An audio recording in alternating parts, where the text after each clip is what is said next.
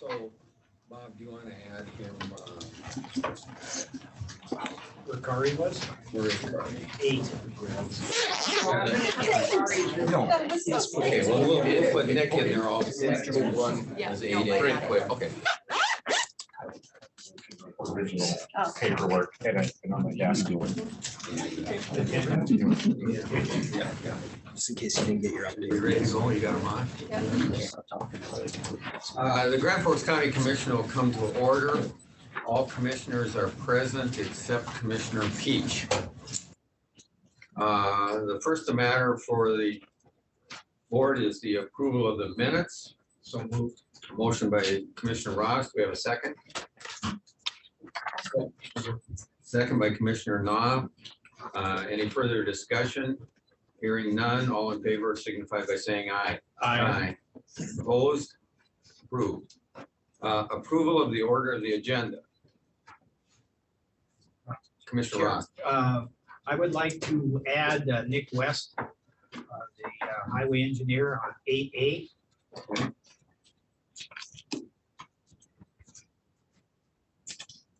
Anyone else have anything to add? With Mr. West added as 8A, do we have a motion to approve the order of the agenda? Approval. Okay, motion by Ingen, second by Knopf. Any further discussion? Hearing none, all in favor signify by saying aye. Aye. Opposed? Passed. Approval of the consent agenda. Are there any items any of the commissioners would like to hold at this time? Chairman Fox, I'll make a motion to approve the consent agenda as presented. Thank you very much. Second. Second by Commissioner Ross. Any further discussion? Hearing none, all in favor signify by saying aye. Aye. Opposed? Consent agenda is passed. We are now down to the Circle of Friends Animal Shelter. Whoever is here from there can come forward to the podium. And for the record, please identify yourself. My name is Laura Lucia. I'm CEO of Circle Friends Animal Shelter, and this is Rachel Murphy. She is the COO of Circle Friends. Okay, First of all, thank you for your time and for the partnership between Circle of Friends and Grand Forks County. We did present or include all of the things that we have talked about, so in order to make sure that if there are any questions, our primary goal is to have permission of the support of TNR in communities in addition to Emerito. And Rachel will talk about why those, why that permission is important, to just make sure that everybody is on the same page and we understand how it works. Main reason that we started TNR was we met with Dan Lund regarding the health risks that community cats can bring to a community when they are not altered. And so we would like to continue to collaborate with solutions for the county and help cities and individuals with this stray cat problem. So there's 3 TNR stands for 1, trap, neuter, and release. So there's 3 different cat definitions. There's feral cats, stray cats, and then there's community cats. We're looking to target that feral and community cat population, which is not necessarily the strays. So we're not looking for owned cats that are just running loose. We're looking to take the effort to teach the community around them to keep them in the home. Ferals are not socialized, do not want to be around people. They're the ones that don't even look at them. They're gonna kind of panic. So TNR works because 1, the vacuum effect. It's removing, if you just remove the cats, which we've been doing for, all across the nation for years, just removing the cats, it will temporarily decrease that cat population, but more cats will take their place because there is a resource there that they want. They want food, water, shelter, anything in that's other males, females, all of that. Another fact is that 14% of US households provide care for free roaming cats. So that's why that vacuum effect doesn't work. People like to feed them, they like to care for them. And then public health is TNR Communities Rabies Prevention. So the majority of cats that are free roaming or stray, feral, or community cats, the majority of them are vaccinated through TNR. So how it works, individuals and communities in Grand Forks County are all involved. Cats will be trapped. Well, we will assess if somebody reaches out to us, we'll go and assess the situation.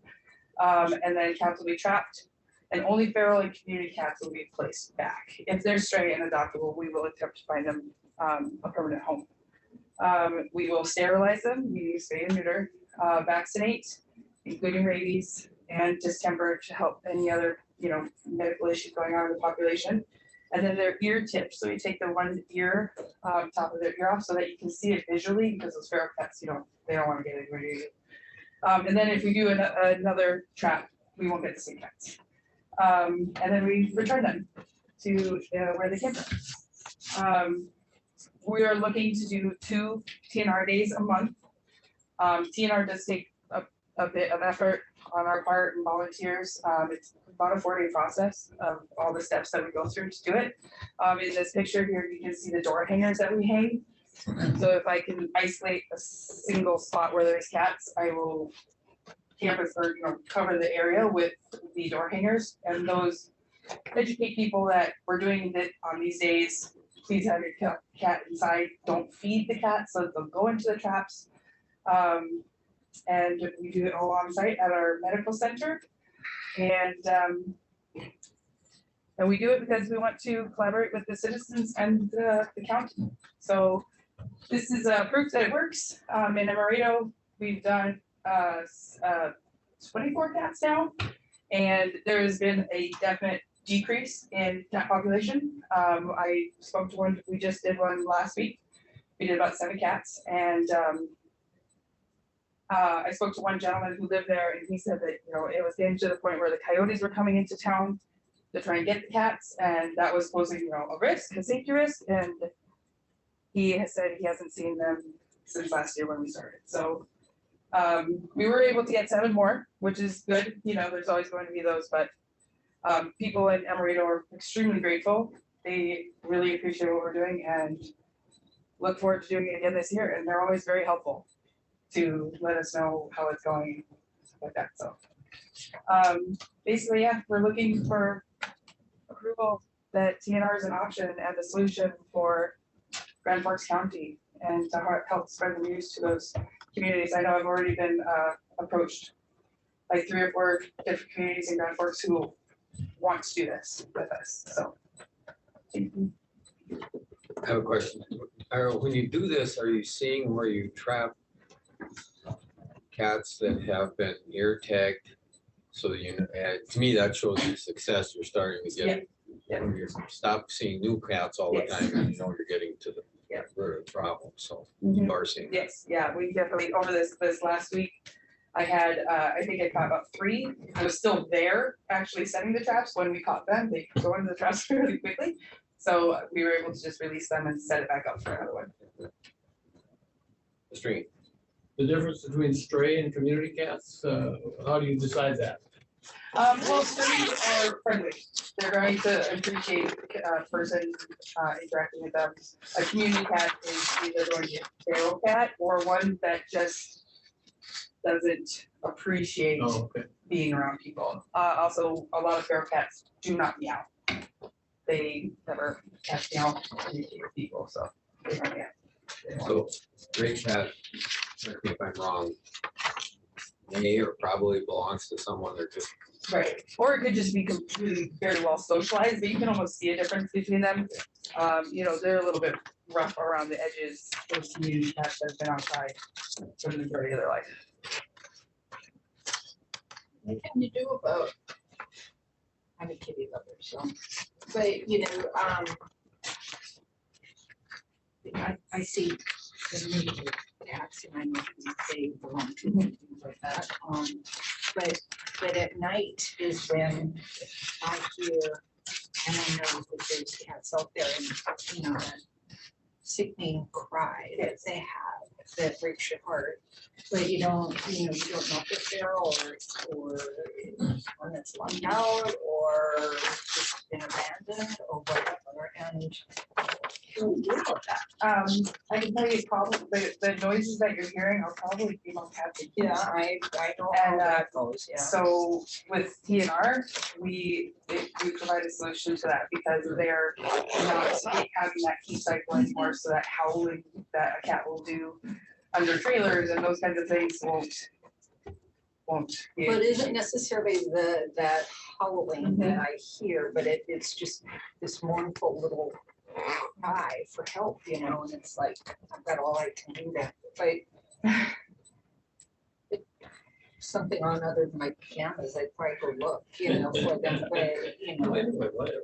yeah, but, Well, it's and just. this is the exact phone call that we get from individuals in the county all the time. I know they tell us that I know of this cat or this cat, there's at least 6, there's at least 7. And we're trying to help give them some kind of a solution, because bringing them to the shelter and housing them and then euthanizing them is a semi-solution, but not a permanent solution, because they'll just go back.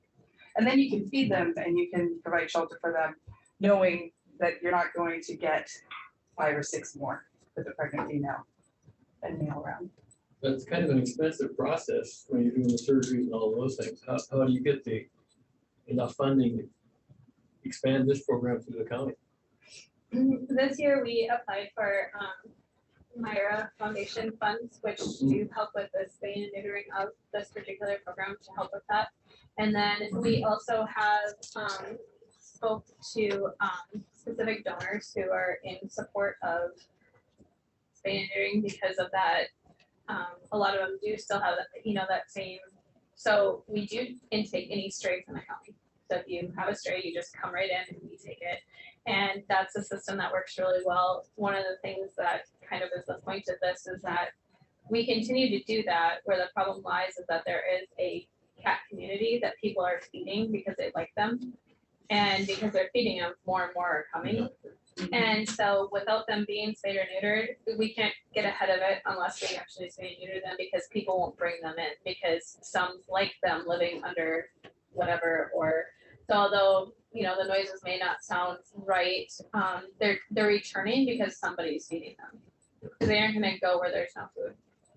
And so we talk about that quite a bit, where we try to encourage people to not be doing that, because then we can get ahead of the problem. But even when we do this in Emeryville, you still have people who will choose to feed the cats because and part of the reason that we want to make sure that you're aware of it is there are some people who get upset about it because they think it's against the pet's rights that you've spayed and neutered it. You'll have that feedback, and so we want to make sure that you're aware of it and that this is an okay solution on your behalf for these communities, so that we can go in and do it, and you're not caught on the other side where you're getting phone calls or the sheriff's department's getting phone calls.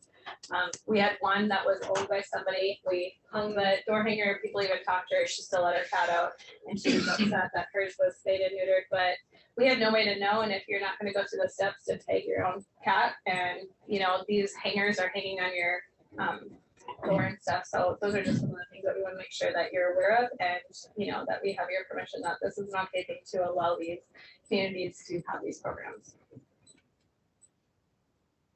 How do we let them know? Who do we let know that it's okay? Just telling you it's I mean, okay? just as long as you're aware of, that we would like to do this and that you're okay with that, so that if you get any of those complaints from a community member, you're aware. We have, we worked with downline, and then we have, I know a mayor called and different people will call, but we want to make sure that if we are doing that, that if you get a complaint, you're aware of the program existing and why it's happening that way. So it seems no matter how much good you use it, they always use some feedback. Okay. They're asking for approval. Are you asking for approval from the county? It would be a new service provided to the county, and we just want to make sure that we can say that we are supported by the county to be able to go in these communities, take animals that we are presuming are community cats because they're running around, they're not in somebody's home. We're giving them that heads up.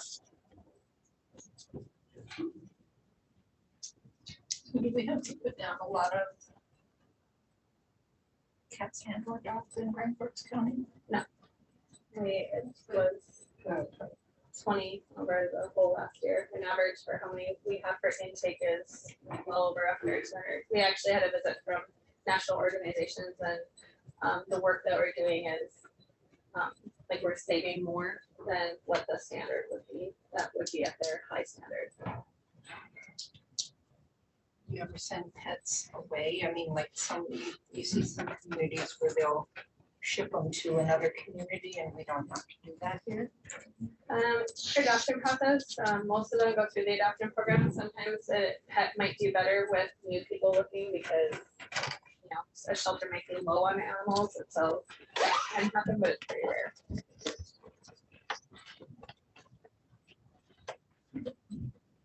So what, I'm sorry, You have a motion or not? We need a motion. I'm not done with the question.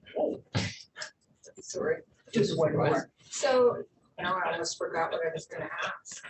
So if someone wants to adopt, and I know this is going beyond this, but as long as I have your attention, I'm gonna ask you here. And so if somebody wants to adopt, what do they have to go through? I mean, what's the criteria you look at to make sure they're gonna be a good host for that animal? So we, all of our team does trainings through national organizations. There's several of them, and learn about what questions to ask. It's all open. So we just have a conversation with them and go with best fit. So if a pet came in because, you know, an elderly person passed away, we're gonna try to find an elderly person who's looking for a pet so we can match that pet. So we get to know as much as we can about the pet coming in through, you know, we walk and interact with these pets and we take a lot of notes and then try to match it up that way. I'm starting to believe that there's a pet for everybody. It just has to be the right pet. So we're just trying to get that right pet with that right person. So, and if you adopt, is that animal neutered? All of them are Adopt? spayed or neutered. If they aren't because they're too young or might have a medical condition, there is a plan for them to be, because the shelter is not the best environment for a pet long term. It's to get them to adoption point. So we may adopt out a pet that still has some medical going on, but there'll be a plan for either when they'll return to our facility or go to their own veterinary to have that done. No, you need for volunteers, do you? Or not? We do.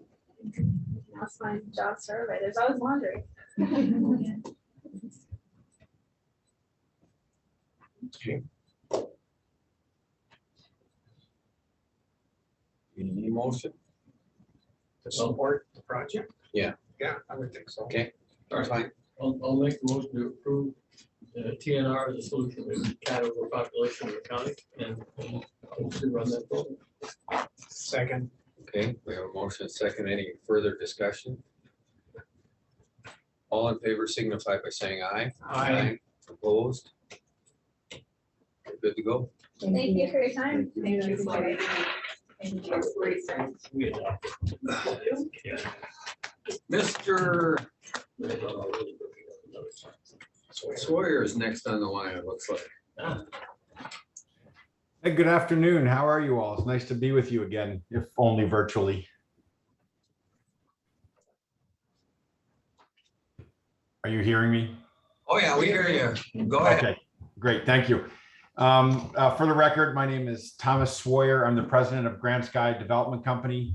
I'm here today with 3 separate packages that I'm requesting approval for. All of them are related to operational support at Grand Sky. So, Mr. Chairman, do you want me to go through each one individually and then vote, or how would you like to proceed? I think let's just do one at a time and voting each one as we go along, okay, Tom? Very good. Yes, sir. Okay. So the first is a request to purchase and install a new beyond visual line of sight flight support system.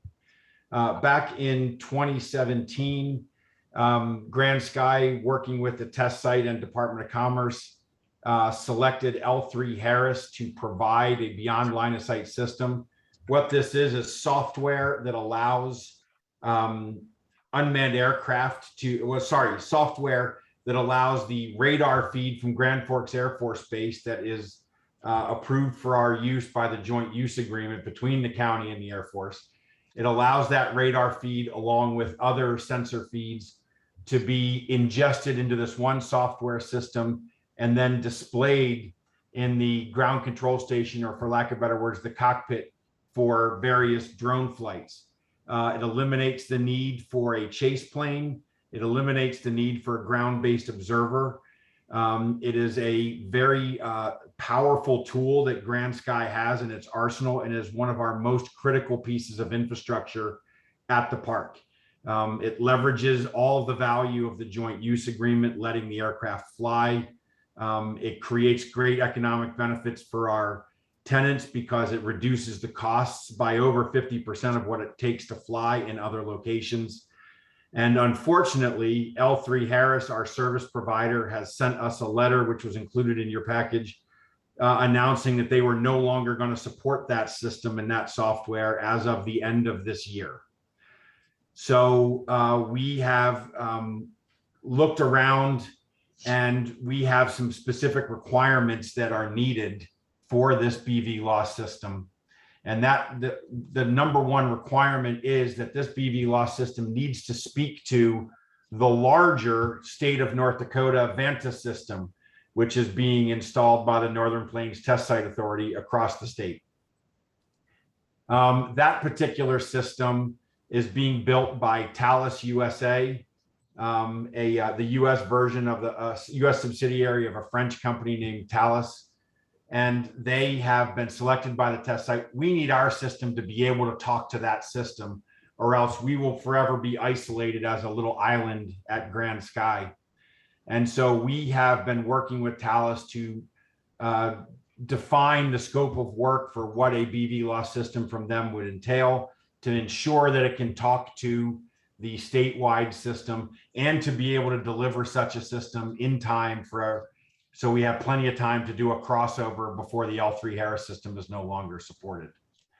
So with that, I'm happy to answer any questions or provide more detail, but this total request is for $1,766,667 to purchase the new system, which is really engineering, software, and development design costs.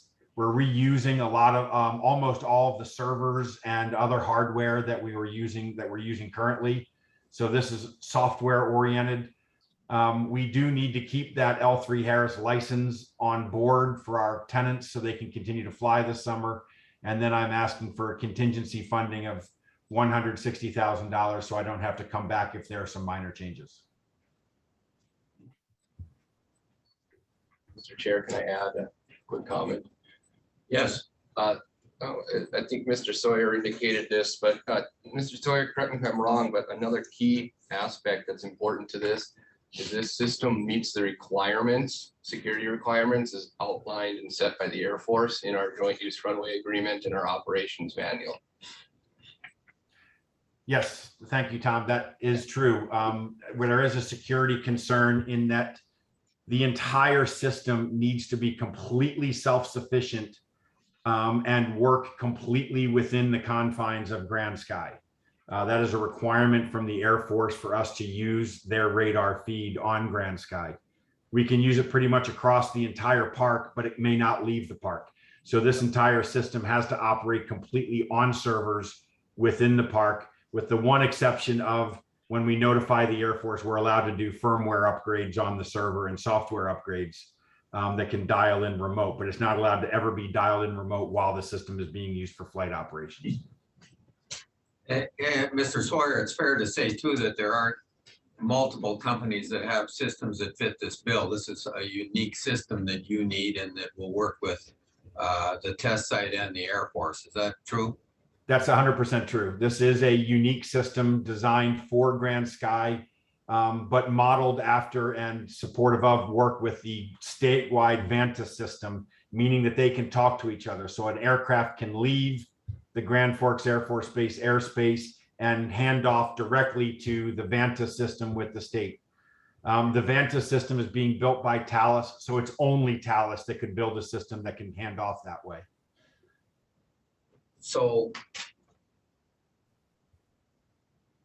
assuming we approve this, where does that money come from? I think we know, but we make a record of it. Mr. Chairman, members of the commission, it would come from the 2021 EUL development grant funds that's provided by the Department of Commerce, appropriated by the legislature. Any other questions, Mr. Sawyer, on number or on A, the talent system? Would anyone care to make a motion? Yeah, first of all, I think it clearly met the sole source criteria. So I would move to approve invested a total of $1,766,667 of funds that have been appropriated. Approval to award, this approval would include $1.5 million for Sales USA, the purchase of a BBLOS system. Approval to award $106,667 to L3 Harris to keep them current through the year, end of the year, and contingency funding for $150,000 as they requested. I'm impressed, Commissioner Hagan. Well, I can read. I think you took good notes. Okay, we have a motion. Do we have a second? Second by Commissioner Knopf. Any other discussion on this? Hearing none. Assuming a roll call vote, all in favor signify by saying aye. I, Opposed? Passes unanimously. Okay, Mr. Swire, let's go to a pavement repair project. Pavement and repair. So thank you for the first one. That's a very critical one. The second one here is request for approval for a pavement inspection project. It's not a single project. We expect this to be an ongoing methodology for Grand Sky to continue to manage our pavement inspections. We have a lot of pavement out there, and a lot of money has been invested in the concrete and the roads, and even more is going to be invested here shortly. We're requesting approval to invest another $351,055 from the legislative appropriation awarded through the Department of Commerce for the Grand Forks EUL grant, for the EUL grant. That approval will be for $219,055 for Skydio to purchase Skydio X2D small UAS aircraft. We're going to award up to $100,000 to the University of North Dakota, to the engineering department, who is helping us develop artificial intelligence systems for this process. And then we're adding approval for $32,000 of contingency funds. Grand Sky itself will be paying for interns and pilots to support this effort. So there's not a labor cost in there, but we are purchasing the drones, and we are purchasing the support from the university, the research support. To date, and I had to look this number up, we've invested over $10.5 million in airfield pavement and roads, and managing that pavement. When I say airfield pavement, it's concrete out on our ramp, the taxiways, and everywhere the aircraft operate. And you guys may not know this, but plows are really bad on concrete. So, sorry, bad joke, but yeah. So the weather is not kind to all this concrete, the spalling, the cracking. We've been trying to save money by doing partial depth repair, and we've been pretty successful with that. But we need to start to really manage. We're starting to get pop-ups. We're starting to get additional spalling. The repairs are in need of repairs. And so we need a way to better manage how we do the inspections, because right now it's putting a whole lot of people out there. It's a lot to do the inspection, and engaging this system will create a new, higher technology way for us to inspect all of the pavement at Grand Sky, and ultimately grow to inspect our security perimeter, wildlife infiltration into the park area, especially around the runways, and building envelope inspection as well. But for now, we're focused on the pavement. And so that we will use these UAS, small UAS, on a routine basis, multiple times a week, to go out and inspect all of our pavement, with the goal of building an inspection report that not only tells us what we need to do with respect to what needs to be repaired to create a priority system for repairs, but also to give our tenants, as they start to taxi aircraft in the morning, an understanding of what kind of foreign objects and debris they might be running into, what kind of, where they might have to avoid a pothole or things like that. Believe it or not, they pop up overnight on us. So we get the crews out there to work on that. The University of North Dakota is providing us engineering support to be able to understand the machine learning and the robot vision, for lack of better words, of what the drones are able to see. And we're going to synthesize that through a software system that they're helping us build that will then start to say, here are your problem areas. Here's what's different from 2 days ago. This is becoming a more severe problem, and even be able to rate the problems ultimately. When I suggest that we'd be doing this up to $100,000, it's kind of a milestone-based process. So we'll do as many milestones as we can within that budget. And that's what I've worked out with the university at this point. Last but not least, there's a price, since we are purchasing the unmanned aircraft, there's a special set of criteria that we had to work with. Specifically, these drones need to be considered what's called Blue UAS, which is a designation by the Air Force, DOD across the board.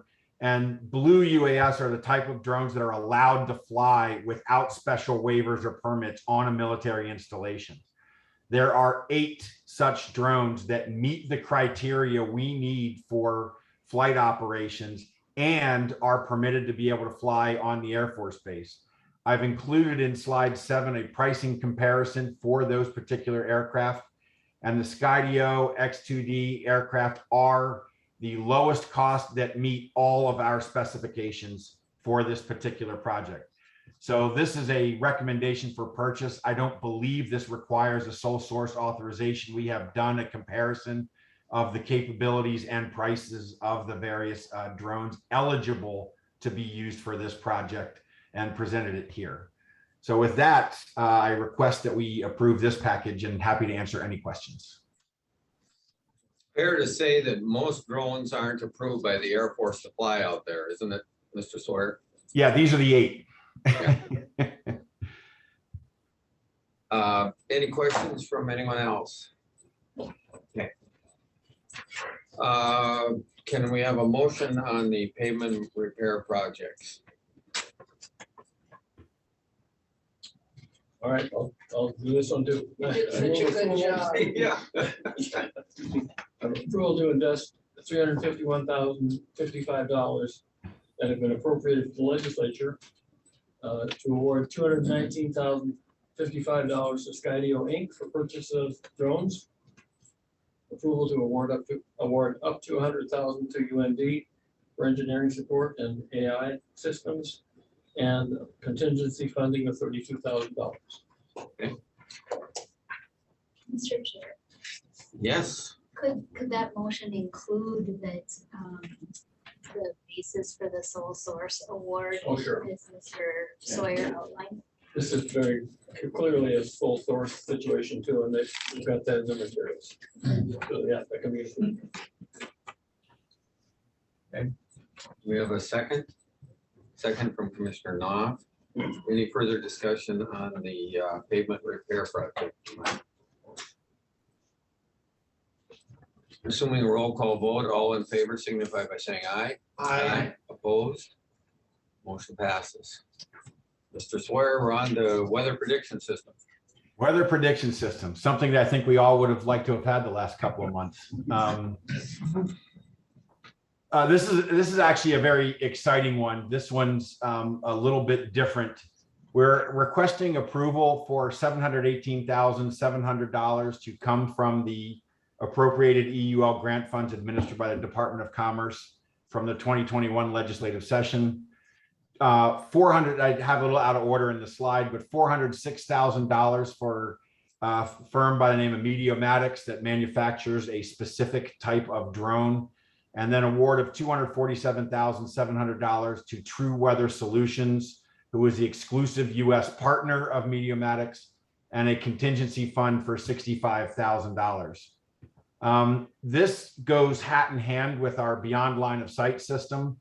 We need to start creating better and much more comprehensive and much more precise weather predictions for flights from Grand Sky.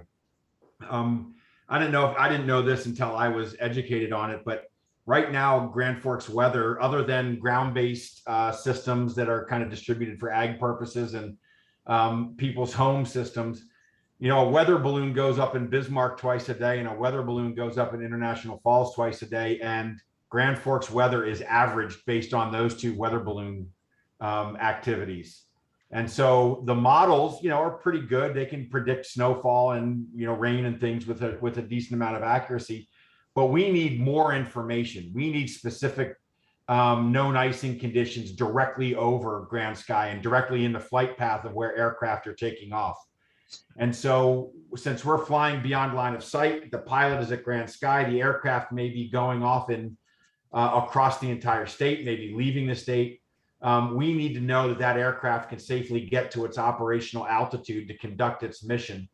And as we start getting into smaller aircraft that aren't owned by General Atomics and Northrop Grumman, those aircraft are even more greatly impacted by weather impacts, microbursts, wind.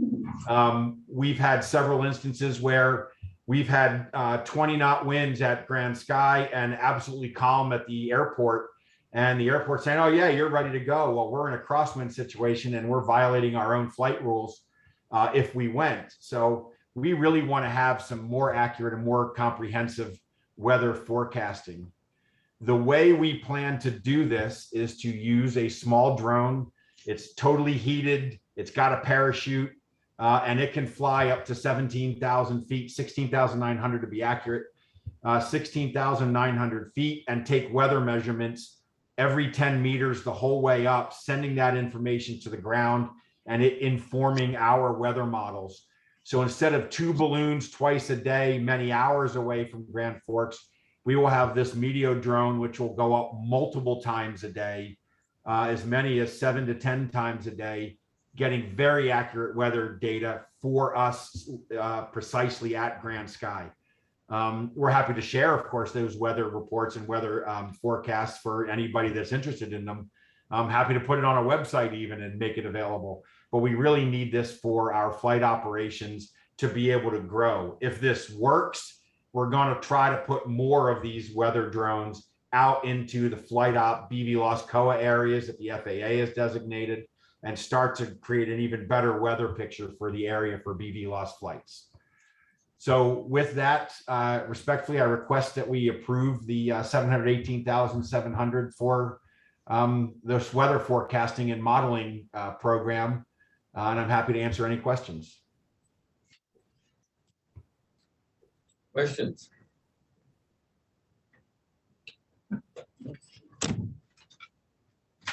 I guess my only comment, Mr. Sawyer, is I'm thinking maybe the sheriff, emergency management, and Mr. West from roads and superintendent would probably be interested in sharing information with you. So we appreciate the offer. We may get in contact with you. That's not a problem. We're happy to be able to provide that weather. I mean, that's going to be a updated, you know, model that gets updated very frequently. So we're happy to share that. Thank you. Could we have a motion? I think you're on a roll, Mr. All right, I'll do one more, and that'll be quick. First of all, on the sole source, Grand Sky's memo says the Meteo drone is the only UAS capable of collecting this weather data in these circumstances, and true weather and Meteo drone combination is what has to be done together. So I recommend approval of move approval of the request to invest $718,700 of funds, which they already have from the legislature. Approval to award $247,700 to True Weather Solutions for purchase of the weather modeling and forecasting system, and $406,000 to Meteomatics for purchase of the Meteo drone and Meteo base systems, plus contingency funding of $65,000. Second. Second by Commissioner Ross. Any other discussion? Hearing none, assuming a roll call vote, all in favor signify by saying aye. Aye. Opposed? Motion passes. Is that it for you, Mr. Sawyer? That is more than enough for today. Thank you very much. Appreciate your attending. You're welcome to stay if you want. I may listen for a little. Yeah, you don't have to. We'll see you later. Okay. Public health is on deck. Thank you. Chairman Polk and members of the commission, I did send out our weekly update to you, so you should have that before you. As you will note, we are only doing weekly updates now because of the way that data is available from the North Dakota Department of Health. If you move to the first slide after the introductory slide, you will see there that our vaccination rate now on the bottom of that slide is now at 60.9. Mr. Chairman Swanson, for whatever reason, it is not scanned in. I'm sorry, I do not have it. I know you sent it early. Oh, okay. I just don't have it on my screen to show them. Okay, do you have copies of it in your email? Okay, I'll run through the, Email.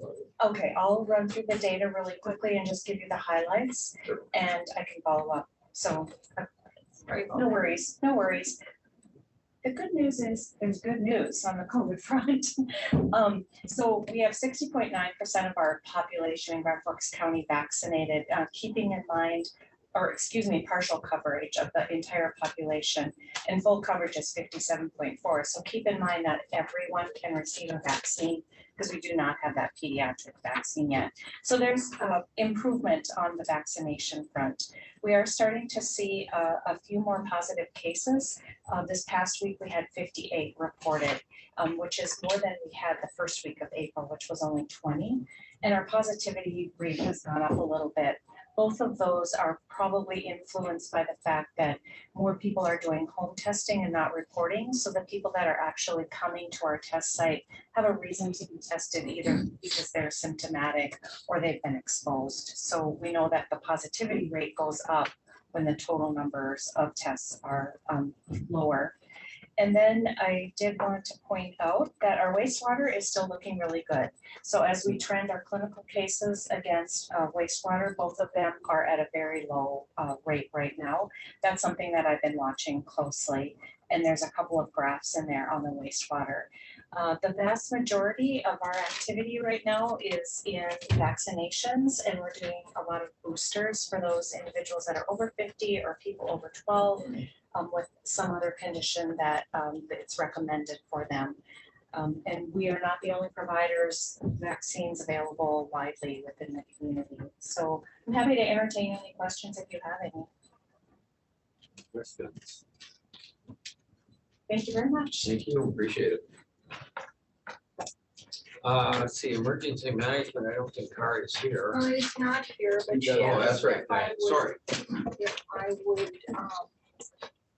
I think that we have before us a copy of the Norby's, the quote for office furniture for the secretary. Assistant at emergency management. Got a copy of that, and all the items are listed there, and the total on that is $3,000.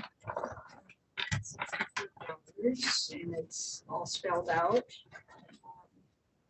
And it's for Pager's workstation, and they did decide to go with Norby's, so that furniture matches what Kari and Donna have in their offices. And so I would just request chair signature and approval of.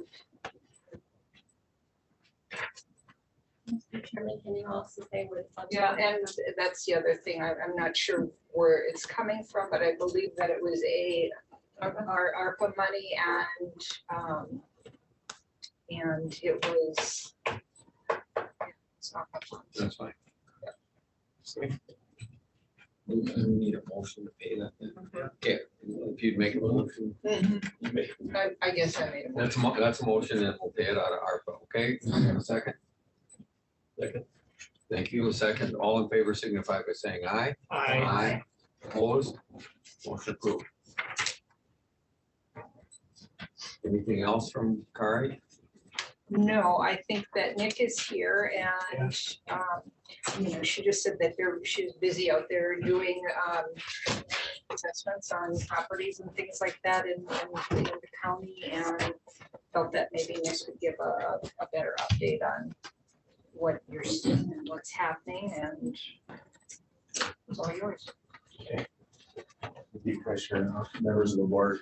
Yeah, I just described this, things are pretty wild. It's been a long 10 days.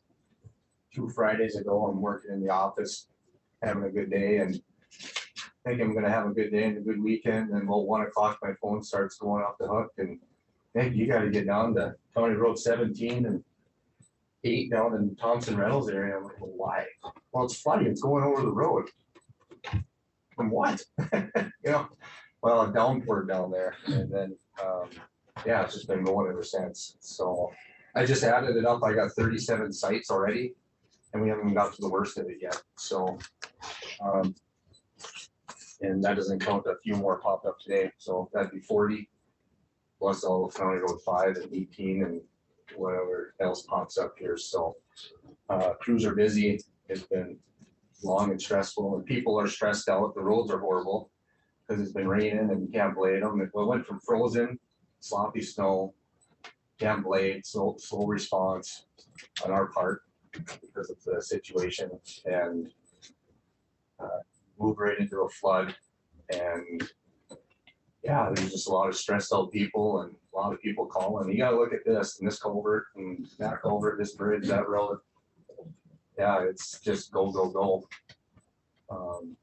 I burn at least a tank of fuel every day, sometimes 2, just going out and checking things, except today. I stayed in the office all day today and let Daryl handle it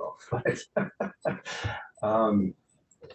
Yeah, so there's definitely gonna be a lot of damage. I'd say most of the sites we have are pretty minor. Let's go out, load it to a gravel, fill in the hole, or load of dirt to fill in some erosion. So far, we have 3 that I would call significant. One right northwood on County 12. That's probably going to be $80,000-$90,000 fix there. And then down in Washington Township, right off the State 18, we got another big one there. That's probably going to be $50,000, I suppose, or so. And then we had a bridge by St. Olaf Church off of 81. That was not this Saturday, the Saturday before, against right along the new legal drain 59, that it basically, the water was supposed to go in the old channel, but it eroded the berm and washed the berm out and went down 59, which that in itself is okay. But there's a bridge right there that serves one home, an elderly couple lives there. And it just about took the whole road out. So we spent all day Sunday and Monday just hauling concrete chunks and debris, anything hard and rigid, just dumping it in the hole just to build it back up, because if you the water just swirling around and going. But we got it open Monday evening, so I don't know what that bill will come back as yet, but our crews did the work and going home material, but it's just a lot of it out there. So I know there's a group of people that are probably going to come to a meeting or 2 here in the future. They live on County Road 5, just south of Manville. They're frustrated. Why does the road keep flooding? So I gave them, well, can't predict Mother Nature, right? And it is what it is, and it's can't stop it. But, they want solutions, but how expensive would the solution be out there? well, that was, if the board remembers, I was here 3 months ago or so, and I was like, yeah, if you got some of that extra, I don't remember if it was COVID, ARPA money, or which, I forget which one it was, my mind is numb right now, but like, hey, if we wanted to spend a few million on this stretch of road, I think we could raise it up and replace the bridges. That's what it takes. Grade raises, diversion ditches, bigger bridges, raise the road, that kind of stuff. That's what it would take. So, and it's big money. It is. That particular area has water pretty much most years, don't they? What is it, Cove something or other? Cove, River Cove, I think is where that one particular lady's from that reached out. Yeah, that's just that stretch on County 5 from Manville south, about 4 or 5 miles. Yeah, it's gone under, this will be probably the fourth time since I've been here. It's gone under. Anytime we get a significant flood, it does go under. So culverts wouldn't change it? I mean, different culverts or bigger culverts or No, it's just a low area? well, we need big bridges. It's just a massive quantity of water. So our great sheriff's department did run a drone on it, survey on it this morning. I got a video of it for historic record, so that'll be handy. The water's about at its peak right now. They're pretty close to it. So that's nice. And I got a surveyor lined up as soon as the water does get off the road to take shots so we can measure exactly where the water elevations were.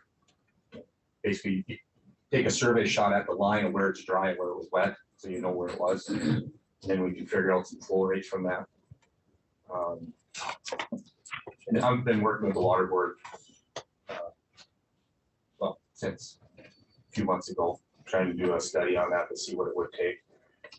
So it's a big project, but County 33, just west of Manville, we opened it Sunday morning, and then about 9 o'clock that night, it went back under and we closed it again.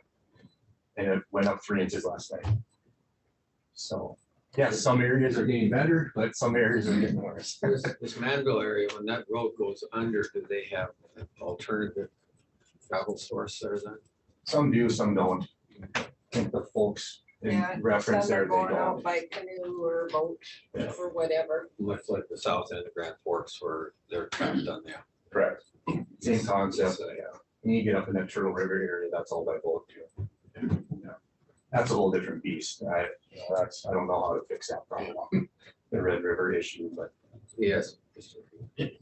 Can we get the legislature to jump in? This is too big a project for county to fund it.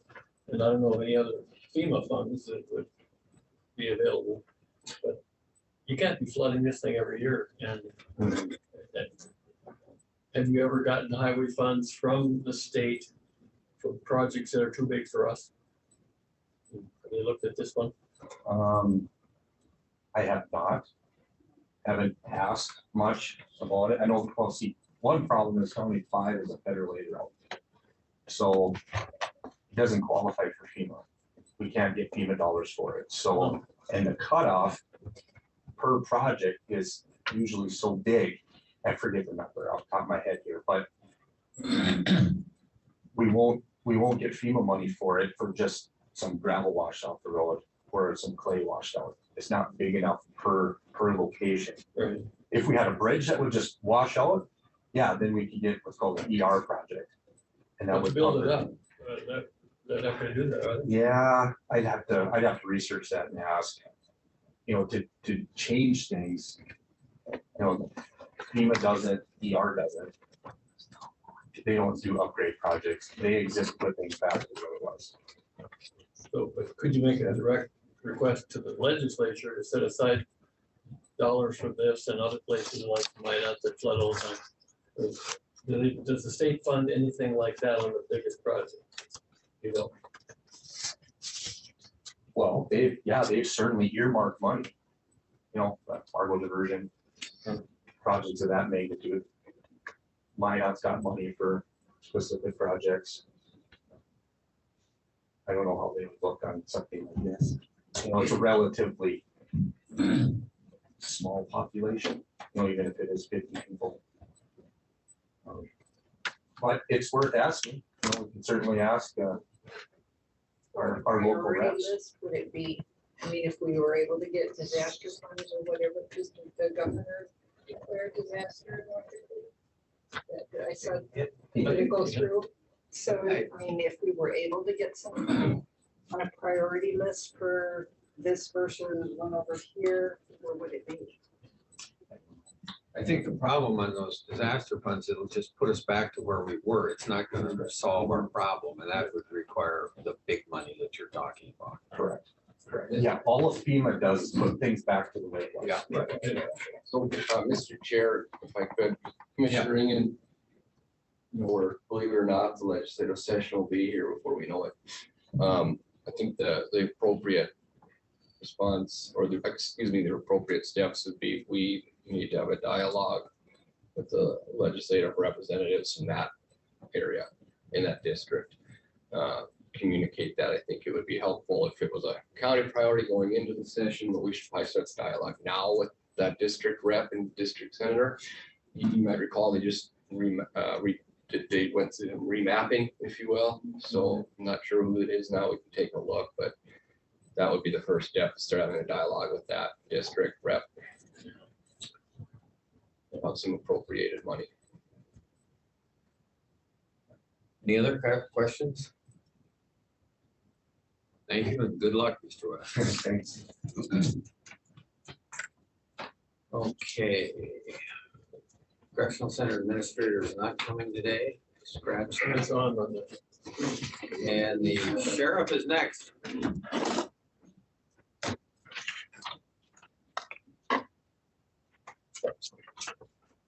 Good afternoon, Chairman Falk and members of the commission.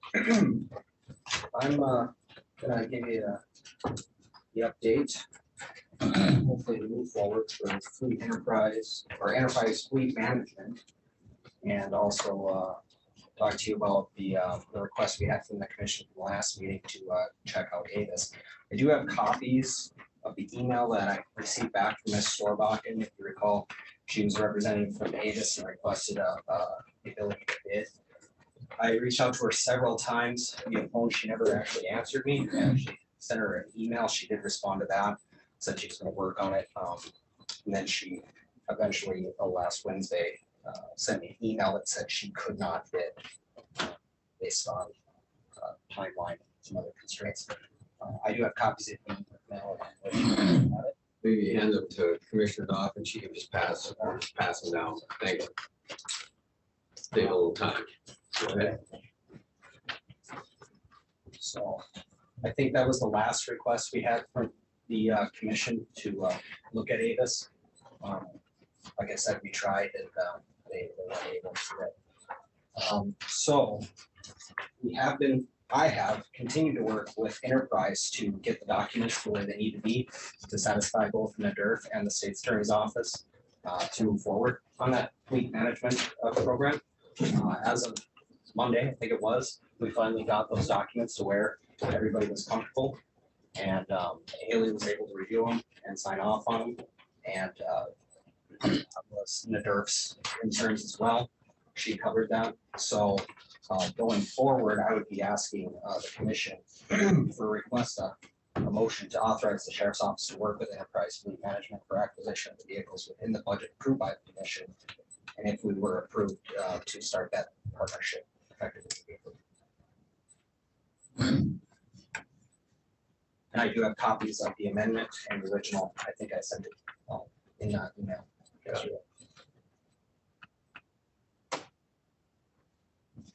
Okay, any questions from any of the commissioners on this? I do have a question.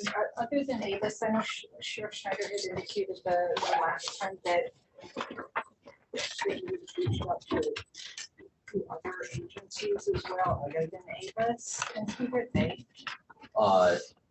Commissioner Knopf, members of the commission. One was Christian out of Bismarck.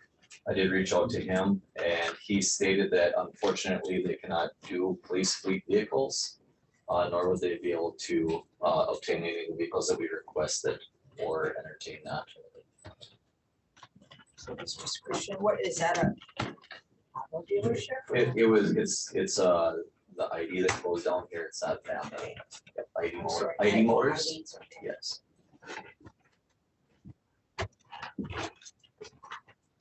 And then the other thing that gone through those documents,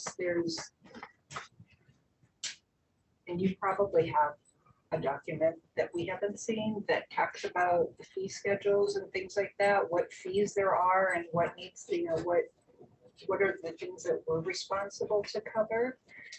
From what I gleaned in the document, and I may be wrong, like if Enterprise finds vehicles for us, be it here or anywhere, I guess in the United States, I don't know how far reaching you are, but that there's a transportation fee for each of those vehicles for us to get them there or get them here on top of the costs. And then at the end of our contract, then when you take those vehicles back, then there's also a fee that we have to pay for you to take those to the auction or wherever it is that you take them. So Josh from Enterprises here, I think you can. And so, you know, it speaks to fees a lot in the document. We've never seen anything as to what those add-ons are. And so I'm curious about that. That is an excellent question. So you're correct. So we have access to a wide network of dealers across the country. So should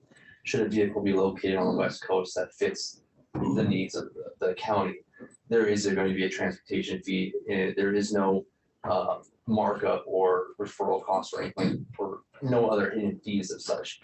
What we are paying or what we're charged to transport the vehicle from point A to the county, that we pass that cost along to you. Now, as far as reselling the vehicle, we just charge this a flat fee that covers any logistics and the transfer time to get that vehicle off the county's hands and onto the next owner.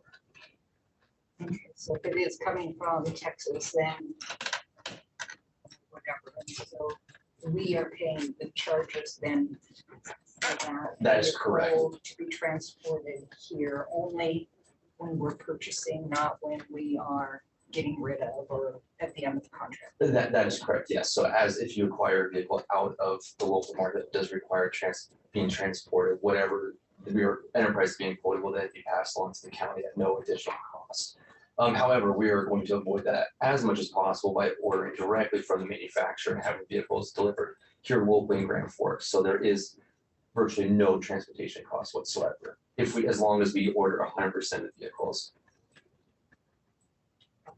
So if we ended up having to go from Texas, can you give me just an estimate of what that might cost us? Oh goodness, I unfortunately could not. That rate changes, month to month, especially with how the supply chain is today. I get it, I But yeah. understand. Mhm. I just thought you might have, because I'm gonna think it's way up here. Sure. A huge price for us to pay Mhm. for those vehicles to come here if you don't have. For what it's worth, I have received a quote once from the Twin Cities to Fargo. This was several months ago, and it was somewhere between $225 and $255 Per vehicle.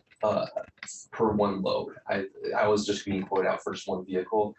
I imagined, just with the added weight of a trailer that bites into the fuel economy and such, so the weight does have something to factor. But for that one vehicle, it was around somewhere between $225 and $255 to go from Minneapolis to Fargo. So the thing that should be noted is the plan is to actually spec out and order vehicles from the manufacturer, which Enterprise is going to communicate directly to GM, order those vehicles from GM, so there isn't that transportation cost.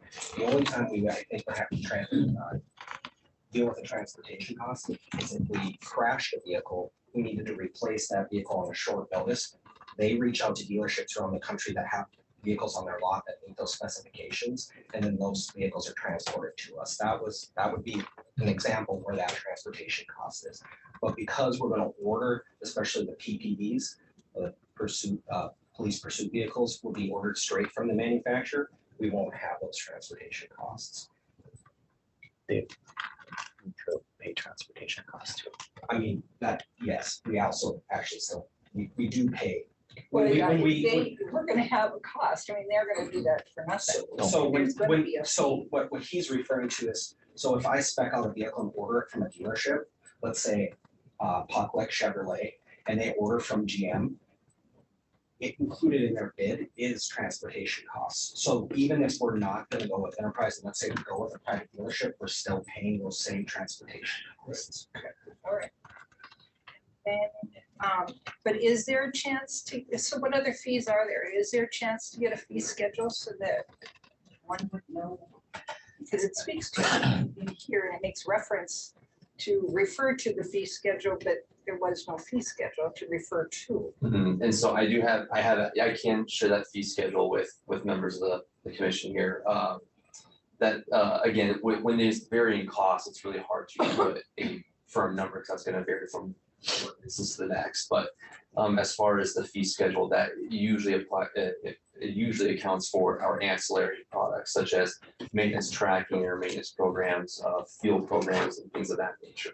That's what you'll find on that fee schedule. But something like a transportation cost, that's a variable cost. So that's, unfortunately, that's not going to be written in black and white somewhere. That's just going to depend on the scenario.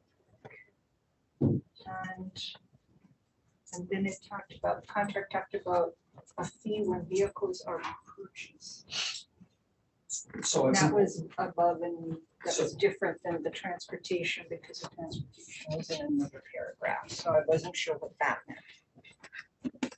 well, so I guess the important thing to know here, the fleet management system that we're trying to go forward with today, we're talking about fleet, yeah, master fleet. Fleet master equity lease agreement, which is one document with several documents because enterprise within the umbrella of their fleet management program offers several different services. So some of the services that you're asking about, we might never use. So like that Well, we aren't going with the management thing. I thought we were just going with the equity one. that's the one. I'm That's talking the only about. one and Right. none of the other documents, at least that I requested, we weren't going to post. Not at this time. no. Yeah. So I think some of the stuff you're referencing is like the consignment document is a separate document that we're not talking about. Okay. And I knew that, or I assumed that we were only going with the equity, and so that's really the only one I've been looking at, I think. Okay. So. You can, I mean, I'm sure you have the answer to that question. I just didn't want to. So can you remind me that question one more time, please? I forgot it already. I believe it was something along the lines of added costs on acquiring vehicles. I believe that's Yes. what that is. The cost to acquire a vehicle with enterprise is the factory invoice, which the manufacturer sets, less the government incentive, which they also set for you as well.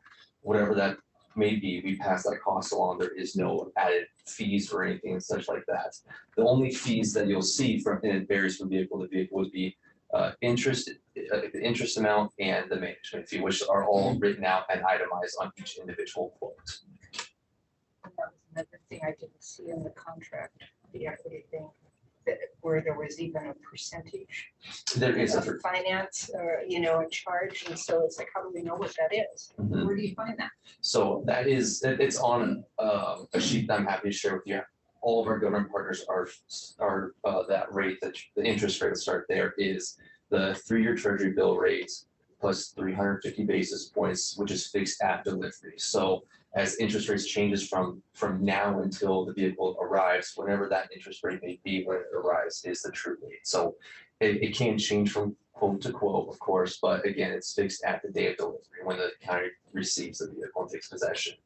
And then the management fee is a small percentage of the vehicle's cost, which right now is 0.1% of the vehicle's cost is the management fee.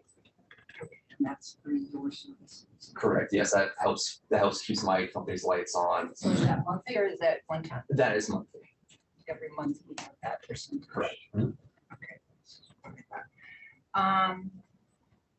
And then can you explain to me how you determine the monthly cost or the fee or the rent that we're paying for each individual or for each vehicle? Sure. So so rental is like that rental fee or cost is just the is the payment towards depreciation or principal, if you will.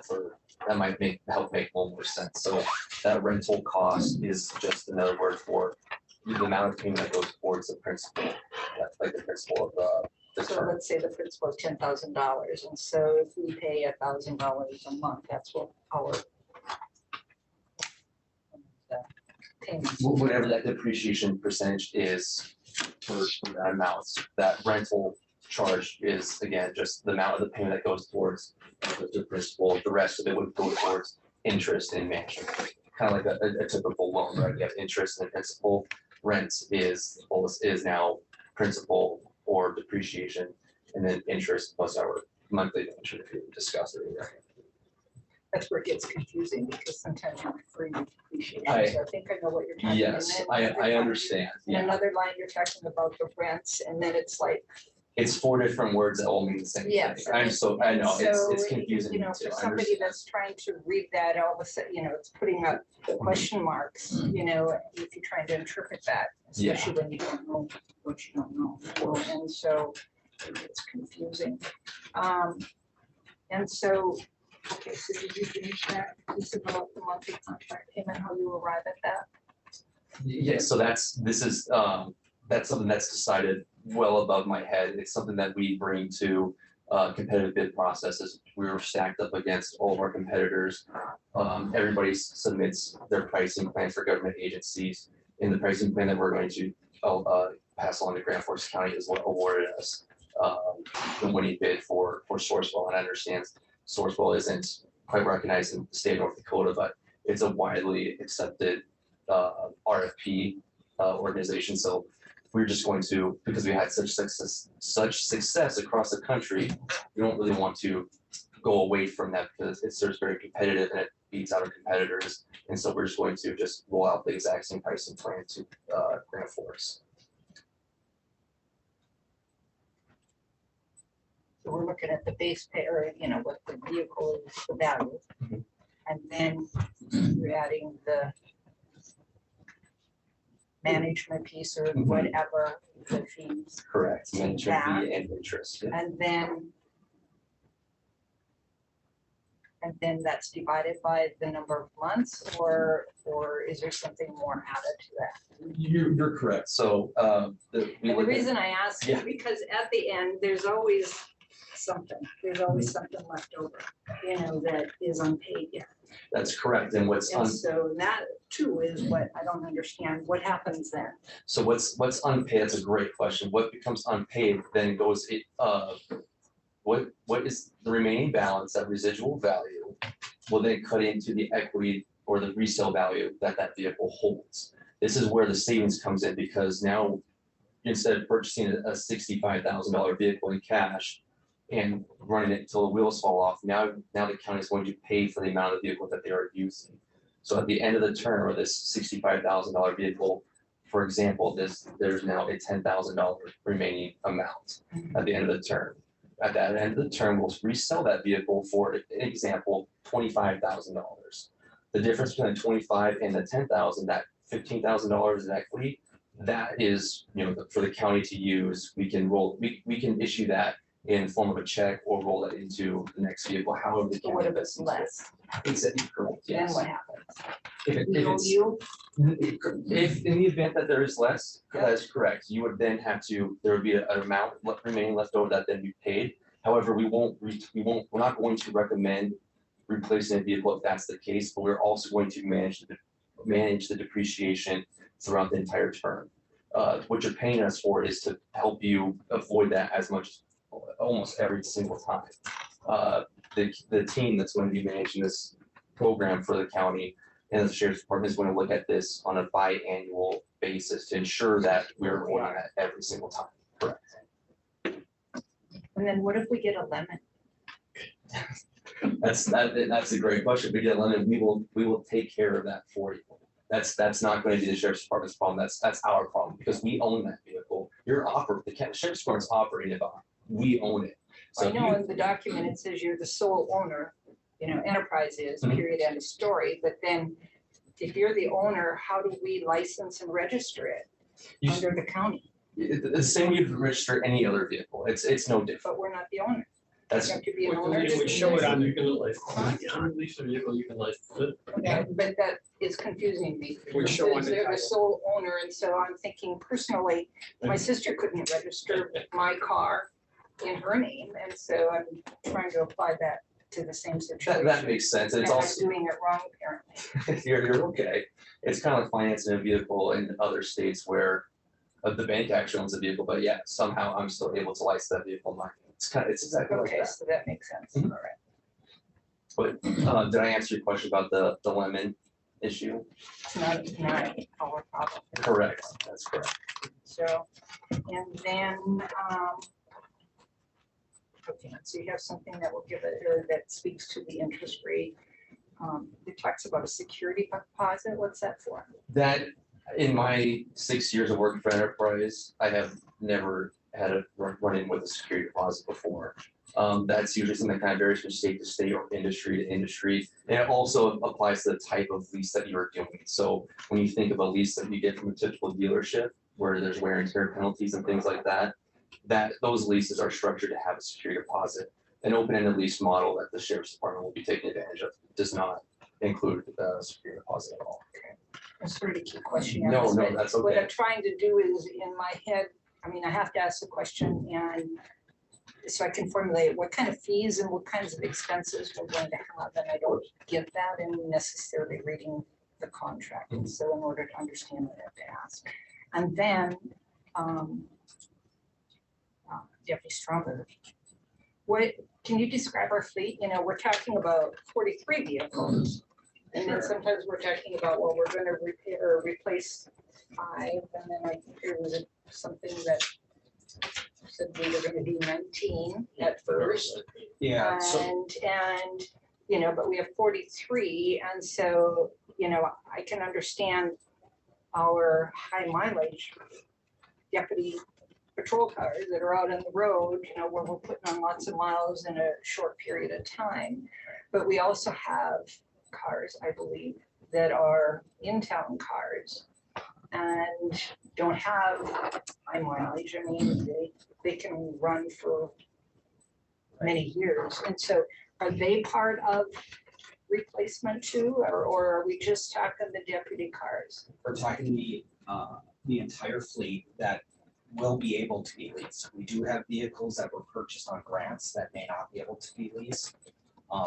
So originally, when we came to the commission to talk about this, the initial proposal from Enterprise was a 19 vehicle flip over next year, staying within our budget, but giving the sheriff's office 19 vehicles next year. We took away from that meeting that the commission wasn't comfortable with that many vehicles right away going out of our fleet. So we ratcheted it back to 16 vehicles. Those 16 vehicles are a mixture of patrol deputy vehicles or marked vehicles, investigative vehicles, and training or administrative vehicles. So it's a smattering of everything. Going forward, you're absolutely right. There are some in-town vehicles that don't generate as many miles per year.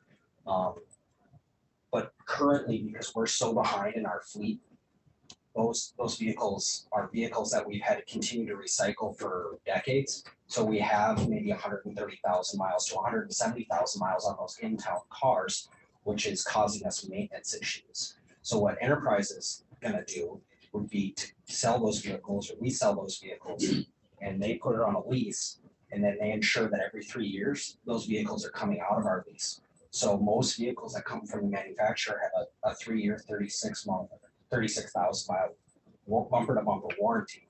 So a lot of some of those issues that we have maintenance wise, they'll be in our fleet for 3 years. They'll still have a bumper to bumper warranty on it. So we're avoiding a lot of those maintenance costs, which is going to save us in our maintenance budget. That makes sense. For the in-town vehicles. Yeah.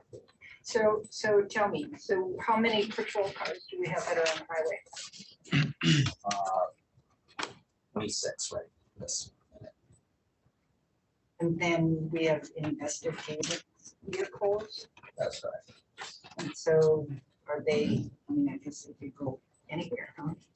Yeah, the investigative vehicles go home with the investigators, and that gives them the flexibility to respond straight to a crime scene, so they don't have to come into the office. A lot of our staff actually lives out in the county, and we want it that way because that better serves the county to have those deputies and investigators out in those areas. Yeah, and they I have to come back. So those investigative vehicles go home with those investigators and assign those investigators assigned to those vehicles, and they would respond straight to those calls. Does that kind of answer your question? And I understand that, you know, that's how that works. It's just like, I'm just again processing in my mind that why every 4 years do they have to have a brand new car? And Well, so, it's actually every 3. okay. The plan is for investigative and administrative vehicles to rotate out every 3 years. And that's based on projection that Enterprise came up to help us maximize the equity going forward towards the leases. towards the new cars that we'd be getting after the 3 years, if that makes sense. Okay, patrol cars every 4 years. Yes, and that's correct. Administrative cars and investigative vehicles and just our little transports around here in town. Cars every 3 years. Under the proposal that they've given, yes, 3 years. And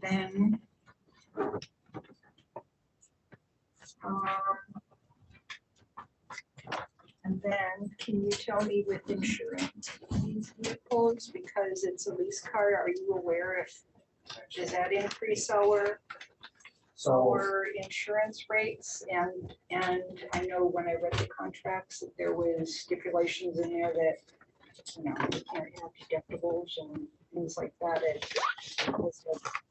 So coverage right to the brim. the reason this process has taken so long and it's gone back and forth so many times is to make sure we get this insurance piece right, especially with NADER.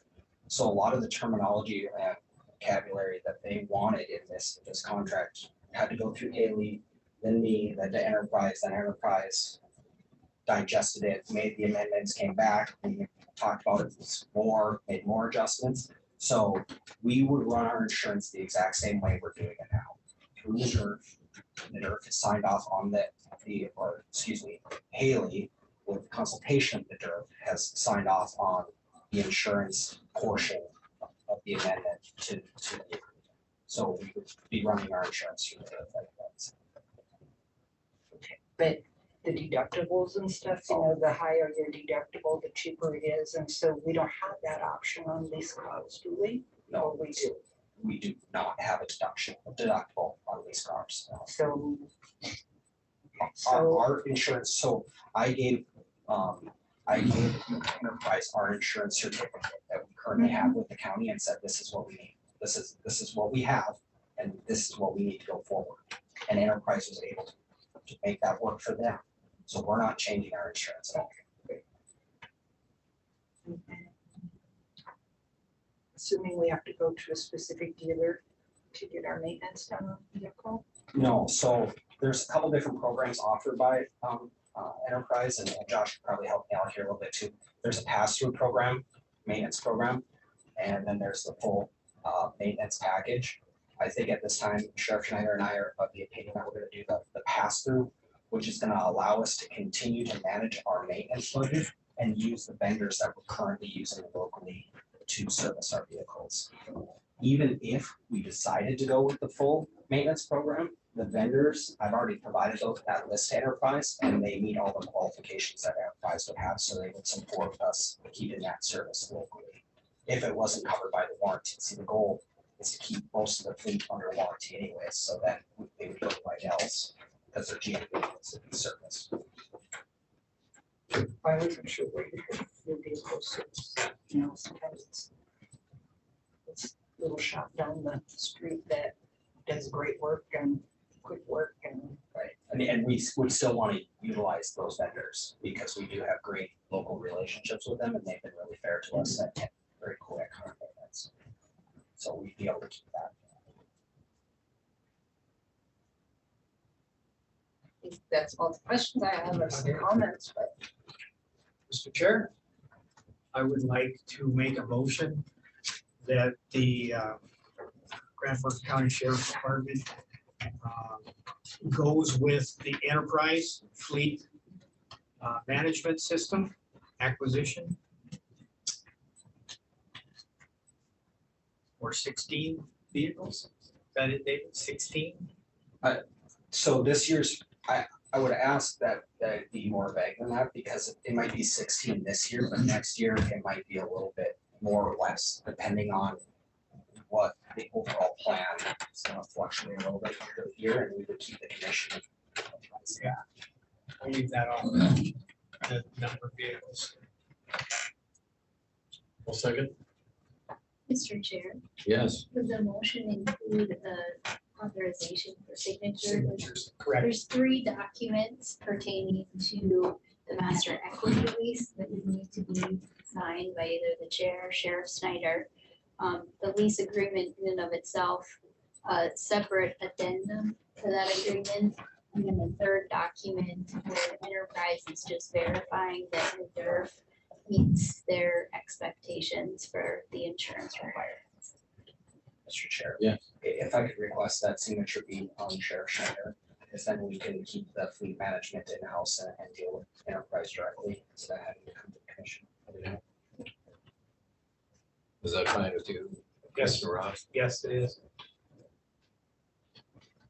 Anything else? I just have some comments. Okay, first, do we have a second? Yes.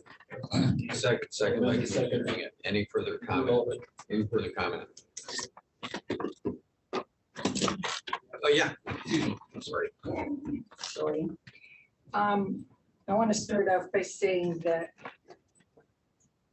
I fully understand and I don't disagree with what the sheriff's office is trying to do. We have responsibility as commissioners to see that you have the tools and the equipment for the job. But we also have the responsibility to be fiscally responsible to our public. Okay, and so I'm not saying that we're not. And I'm not saying anything negative about Enterprise. I think you done wonderfully well and provided the information and things like that that we need. And I sincerely appreciate that, and I support everything that we talked about here. And I like I say, I think we have a responsibility. I always get leery when we have questions and have questions, I guess, when we're told that we have to make a decision like now, rather than in later or giving us time. And I'm not so sure I've ever felt like we've had the time and we've kind of got piecemeal the information. But I think that we have it all now, or a majority of it. And so at least what I'm comfortable with. But especially when we're making difficult decisions that involve a great deal of money and that decision directly affects the public, I'm going to be more critical and ask more questions. Okay. And so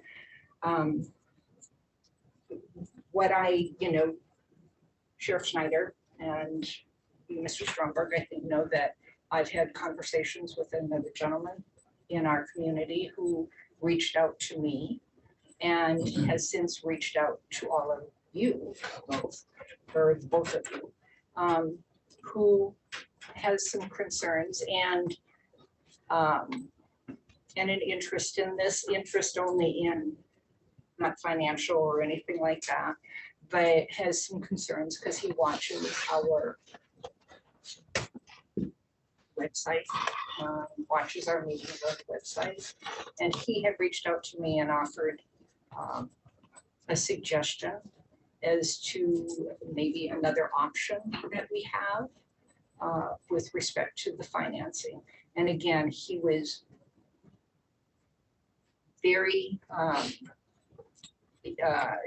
supportive and of you folks and Enterprise. He agrees that you come with a great reputation. So it's got nothing to do with that. All it's got to do with is that there's another option out there where he's suggesting that we look at the financial. And right now I think yours is like 6.85 or something like that on the interest rates, plus the fees and the charges and things. Yeah, the interest rate is the 3-year treasury bill rate plus 350 basis points. So what that was 90 days ago, versus what can be the next 90 days. Yes, I know that's all subject to change. Exactly correct. So. And so this gentleman's well versed. He's been 40 years in the automobile business. And, Sheriff Frost or Bob Ross is well aware of this gentleman. And this gentleman, for years and years and years, worked with our sheriff's office here in Grand Forks as far as negotiating all of our vehicles back in the day and selling, the financing, all of that. So I mean, he knows the need, he knows our system. He knows how we budget and limitations that we have.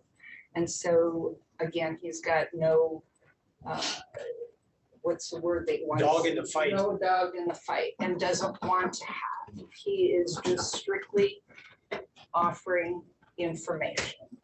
And I think he's tried to reach out to you maybe 3 times, and I'm not sure that you yes. And I know that Andy, you had called me the other day and we visited, and so I recommended that you please call him. You can follow through on that. And so, but my understanding is that you had recommended that Dave speak to him, and I don't know where that ever happened or what happened with that. But I guess my problem is that we have the potential here for saving a lot of money. And again, nothing to enterprise, but he had reached out to, I think it was Alaris Bank, and visited with them about a tax exempt municipal financing, which they quoted right now a high of 3.25, but we could get, he got as low as 2.18. That's what the bank quoted him as. So that's a considerable amount of money. And so he sent me some figures and things like that, and with fees and things like that, we could save according to those, and those are only figures that are today and what ifs, but he was looking, or the figures showed that we could save almost $8,000 a vehicle just on financing and fees. And so that's a lot of money when we're talking about the number of cars that we have. And so I guess I can't support what you're doing. I'm sorry, I think it's needed. I think we have a responsibility to do that, but I personally can't support it because, or without checking this other follow through on this other prospect. See if that works, doesn't work, if it's possible, not possible. Commissioner Knopf, I did speak with Mr. Bob Mullet Yes. about him speaking with you and you were requesting him to present a PowerPoint presentation of the commission today, I didn't which he request apparently him decided not to. I didn't request him to present. According to the conversation I had with him, he stated that you did request that. No, I did not request that he did that. Well, neither here nor there. I I did did- request probably maybe a week ago when I visited with him, I asked him if he would ever consider coming before the commission and just presenting, because I'm not comfortable with it. And he assured me that there was no problem with that. And I can But only there's go off the no- conversation. Yes, I know, but there's nothing there. He did bring up several questions, several of were off kicks of some of the questions that you asked, concerns that he had. What I gathered from that is he was reflecting off of the base lease agreement that was presented by Enterprise, not many of the amendments. And he was not aware that he praised how Sheriff Ross handled the maintenance. And I thanked him for that, and I assured him that we're going to continue to do that. That is not being run through Enterprise. That was potential misinformation that he had. He praised how we had sold vehicles. I informed him that we have now found a even better way to sell vehicles, potentially, not Enterprise, another way that has gained us more money off of our vehicles. And if we were not happy with the price that Enterprise was getting for our vehicles, we retain the right to sell those ourselves as well. He referenced several times what I referenced to him as the smoking gun or the silver bullet that he kept saying he could save us all kinds of money. And eventually he said, the only thing he said was that there might be other financing options. And if there is other financing options available, then I would strongly encourage the county commission to use that for all of our business, if that's an opportunity. And it's something we should explore in all kinds of And that's things. what this is all been about, is that Yeah, there's right now we're there's projected to another save. financial option that we probably should look at. It may not work, and it may work, and again, if we're saving, to me, if we can save taxpayer money, that's the road we can go, and like I say, the figure that was thrown out there was like $8,000. And that was based on a conversation he had had with Alaris Bank. On that note, the current projection through enterprise is to save nearly $1 million over the next 10 years. If this isn't granted, I would need to request up to a 10% increase in budget lines pertaining to the purchase of the fleet vehicles and fleet vehicle equipment for 2023 for next year. Enterprise's proposals stay within our budget. If it gets denied, I need to increase all of those budgets, which will cost the taxpayers Yeah, more. and I understand that, but I don't think that, I guess my request to the commission would be to please consider taking maybe a special meeting or whatever, so that we can move this along, where we maybe have Mr. Mullins come in and just explain what it is that he's tried to explain to me. And then you can decide where you want to go with that, if that 8,000 per vehicle is something we want to consider, or if that financing is something that we want to consider. That doesn't mean we're going to, but at least hear him out and make a decision and move forward from there. And that's not to say that we aren't going to go with enterprise, but it's just like, we have an option here, and we have a responsibility to our taxpayers to look at that. I'm sorry if you're smiling or laughing at that, but Commissioner Knopf, you've been projecting options over the last 2 months. I'm not surprised that you bring this up now. I've offered to you as well on the phone. You have all these concerns. You reach out and speak with Mr. Mullen instead he of reached speaking out with. to me, and I Right. told you that on the phone. Right, and did I not also reach out to informed you him, that Andy. Chief Deputy Stromberg and Enterprise are available by phone call. You know how to get a hold of all of us. I If you have did all not. of these questions, we are more than happy to sit down with And you. I'm asking them today. I haven't had an opportunity to visit with you. I didn't reach out to Mr. Mullins. He reached out to me. And so you keep saying that I was going behind your back, reaching out to him, trying to get all this information. That did not happen. He reached out to me. Yes, I'm communicating with him. And My I'm phone going is to on ask the 24/7, commission to Commissioner please Knopf, and you have that phone number. And I'm going to ask the commission to please consider doing a special meeting, hear what the gentleman has to say, and then move forward from there. Commissioner is supporting your question. The purchasing of cars would have to be done in the next few days. We've talked about this for months now. Yeah. And if we lose that option, then we put ourselves back a long time. Not gonna get the cars we need. Whether somebody who hasn't come to the commission with any information should derail this process, I disagree with that. I think it's time for us to go ahead and see how it works after a year or so. We always have the option to terminate with enterprise, Yeah. but given the projections that they've taken from other agencies that they're working with, I think they're a very solid company, and I think we can go with it. If we can get cheaper financing sometime down the line, fine. But I think we've had months and nothing's happened except last minute stuff. So I think we should go ahead. And the only thing I want to say, Mayor, Oh, yeah, go ahead. the only thing I want to say to that is that Mr. Mullins, I shared that information with him, that we're on a time frame. He knows that it's a limited window and that was a concern.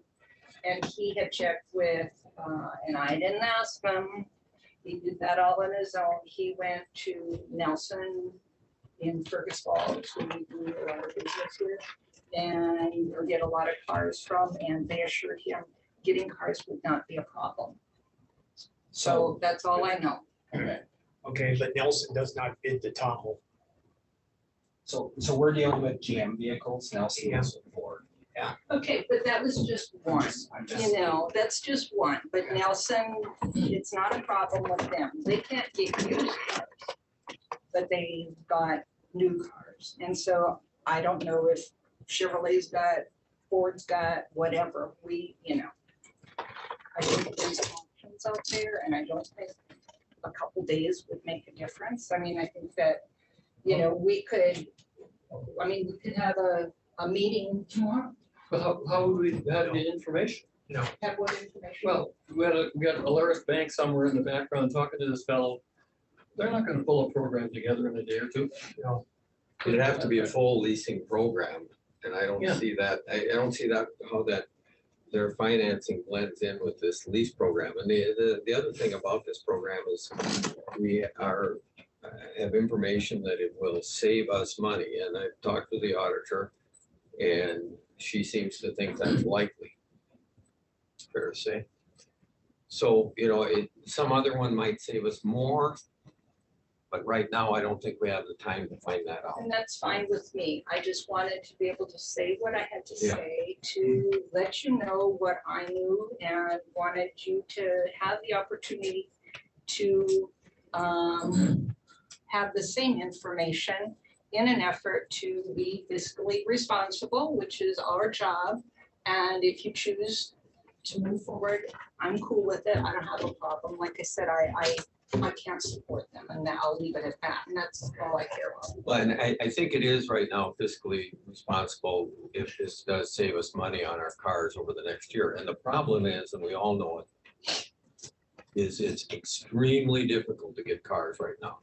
So if that window closes on us, the sheriff's deputies are gonna be driving really high mileage cars out there for the next year.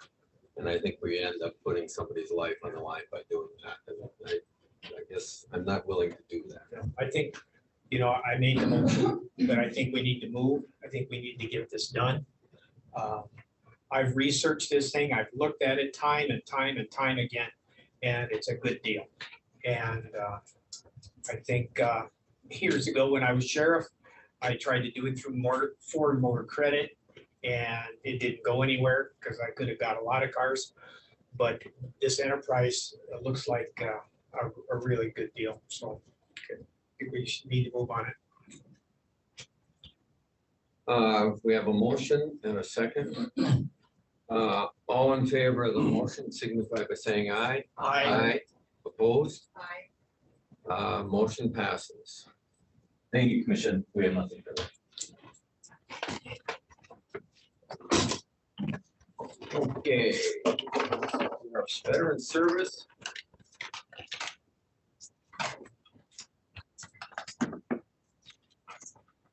Good afternoon, Mr. Chair, members of the Commission. This afternoon, I'm just providing some information. I'm not looking for any action or anything as far as the board to take any action. As far as the Veterans Treatment Court, the Northeast District Court is working ahead with the program a little faster than we anticipated. They requested some services from my department in the form of helping them identify veteran status, connecting veterans with the different services that may qualify for this program, and then also doing some outreach to help with acquire veterans from the program. Solid, we don't have any issue with that. We have coordinated with the state attorney's office. Ms. Wamstead has looked at everything so far. It's in final coordination. As soon as Judge Hager signs everything, the final product will be brought forward to the state's attorney's office for another review. And then at a later date, I'll bring that forward for review. I just want to provide a little information at this time. Appreciate that. Any questions? Thanks. Thank you. Thank you. Sorry I had to wait so long. That's okay. Next, for such a short report, I should say. Thank you, appreciate it. Okay. Director of Administration, Mr. Ward. Yeah, Mr. Chairman, members of the commission, thank you. In addition to the two items on the agenda, I'll have a few other items for the commission's attention that have popped up in the last few days. First one is the Donovan Group agreement between the county and the Donovan Group. This is for the chair's signature. The commission approved at the April 5th commission meeting to proceed with the Donovan Group on surveying the constituents of the county concerning the county's home rule charter efforts. If you recall, the retainer fee for the entire contract for the Donovan Group is $10,000 for their services. And then we estimated $8,000 in printing and $4,000 in mailing costs for a total of $22,000. So that was approved by the commission on the 5th. Now just looking for the chair's signature on the agreement. Ms. Wamstead, did you have anything to add to the agreement? No, Mr. Chair, members of the commission, I did review this agreement provided by Mr. Ford, and I have no. Mr. Chair, the only other item of business for this particular topic is the funding source that wasn't identified.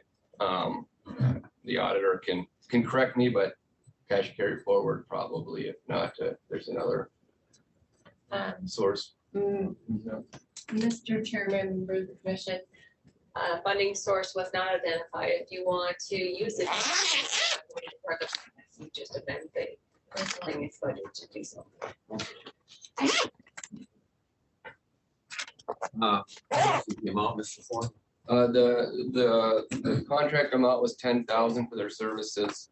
I need the total for the. 22. Because the 22, I just want to clarify that includes the estimates, 8,000 for printing costs, 4,000 for maintenance costs. The Donovan Group's actual fee would be 10,000. Do we have any of those bills yet? No, sir. We don't really need it. I'm suggesting maybe we don't have to make a move on this till we get the exact number. It's 22,000, isn't it? The 10,000 is the exact number.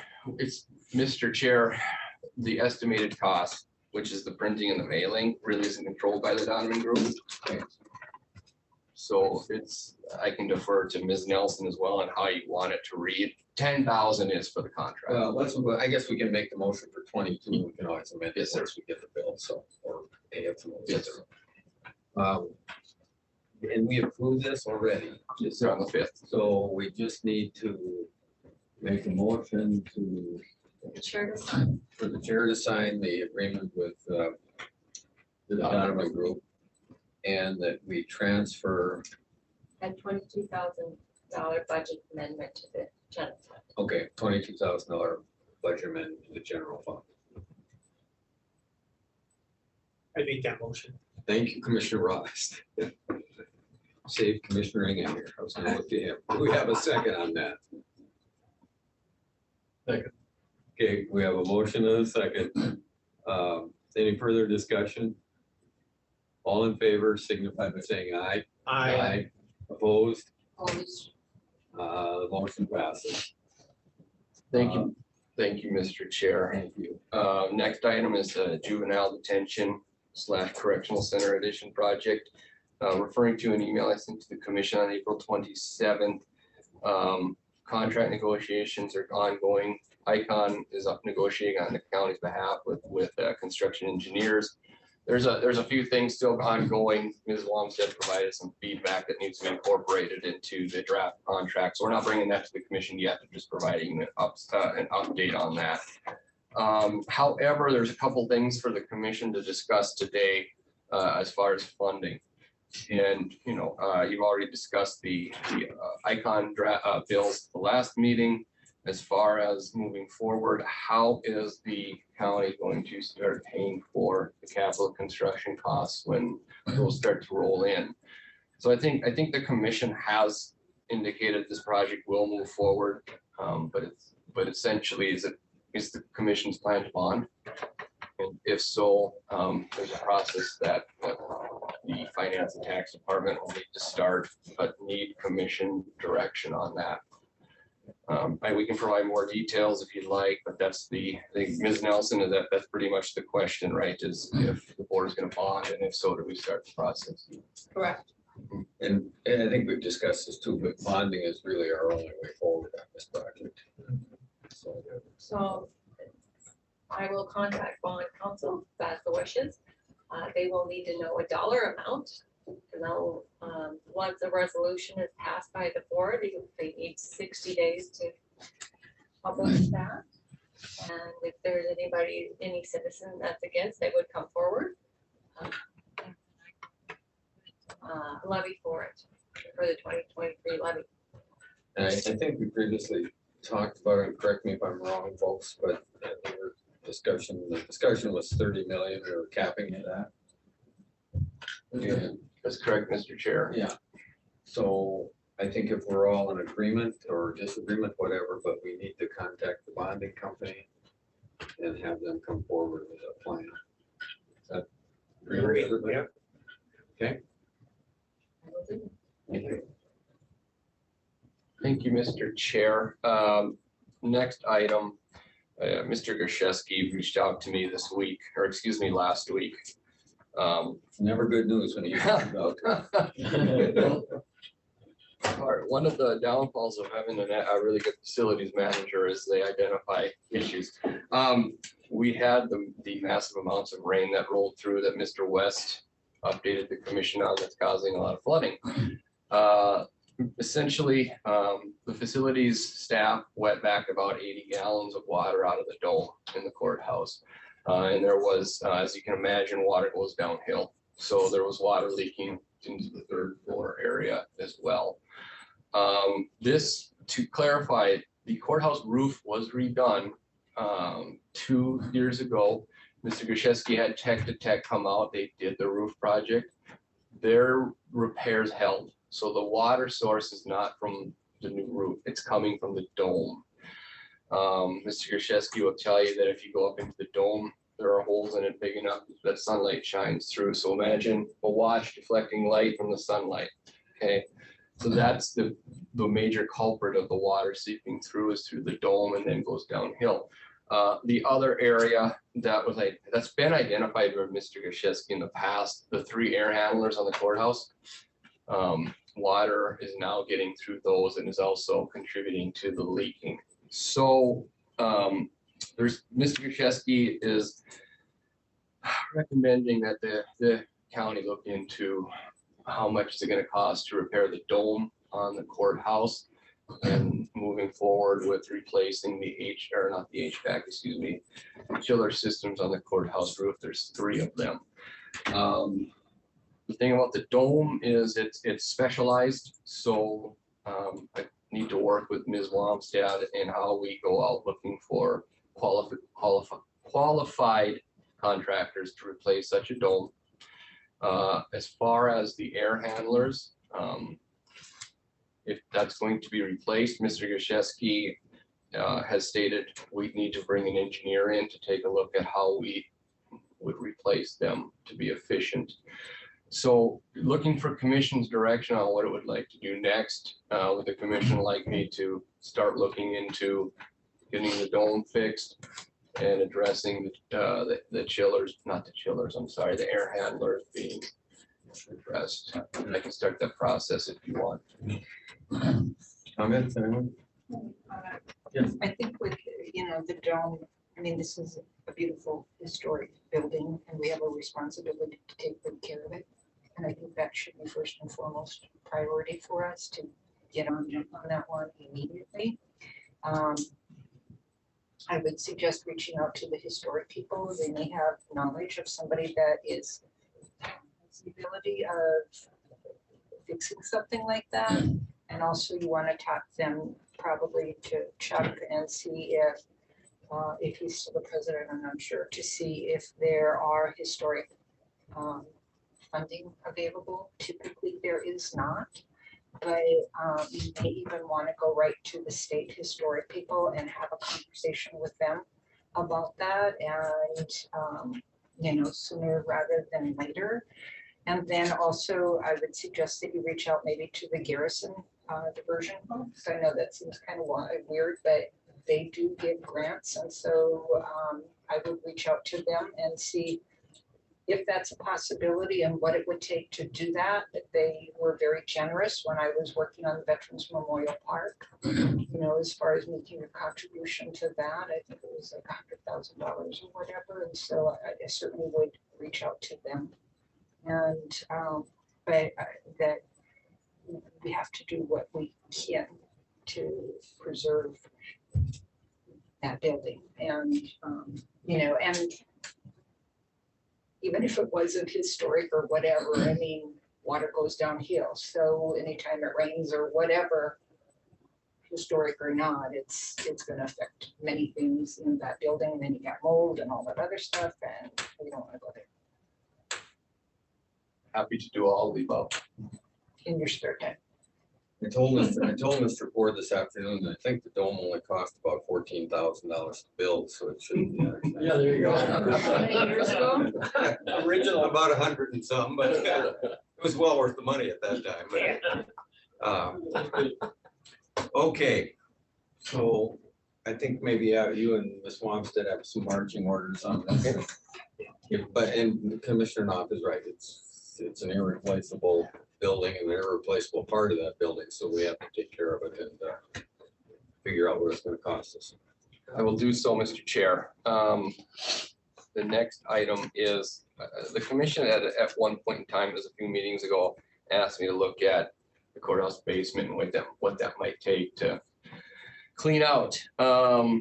So I did visit with Wayland's for moving services. I did visit with Spicer for roll-off fees. And it's not a flat fee. It's all going to be basically hourly and roll-off.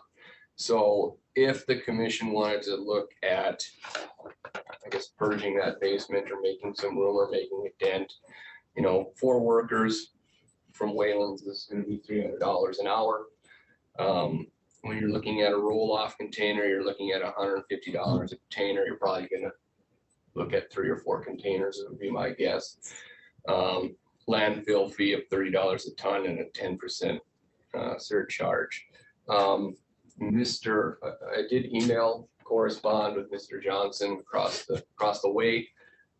They would be interested in getting in on this if the county wants to pursue it. And so if it's something you want to keep going down, I can visit with him about, you know, how much they want to clear out and what that cost share might look like. So just informational at this point, or maybe you want us to proceed, but yes, sir. I'll just throw in 2 cents. I went with Mr. Ford and Ms. Wamstead this afternoon. I had a little free time and it's sort of a historic visit to the basement of the courthouse. Mr. Engen, you've been there many times. Sheriff Ross did.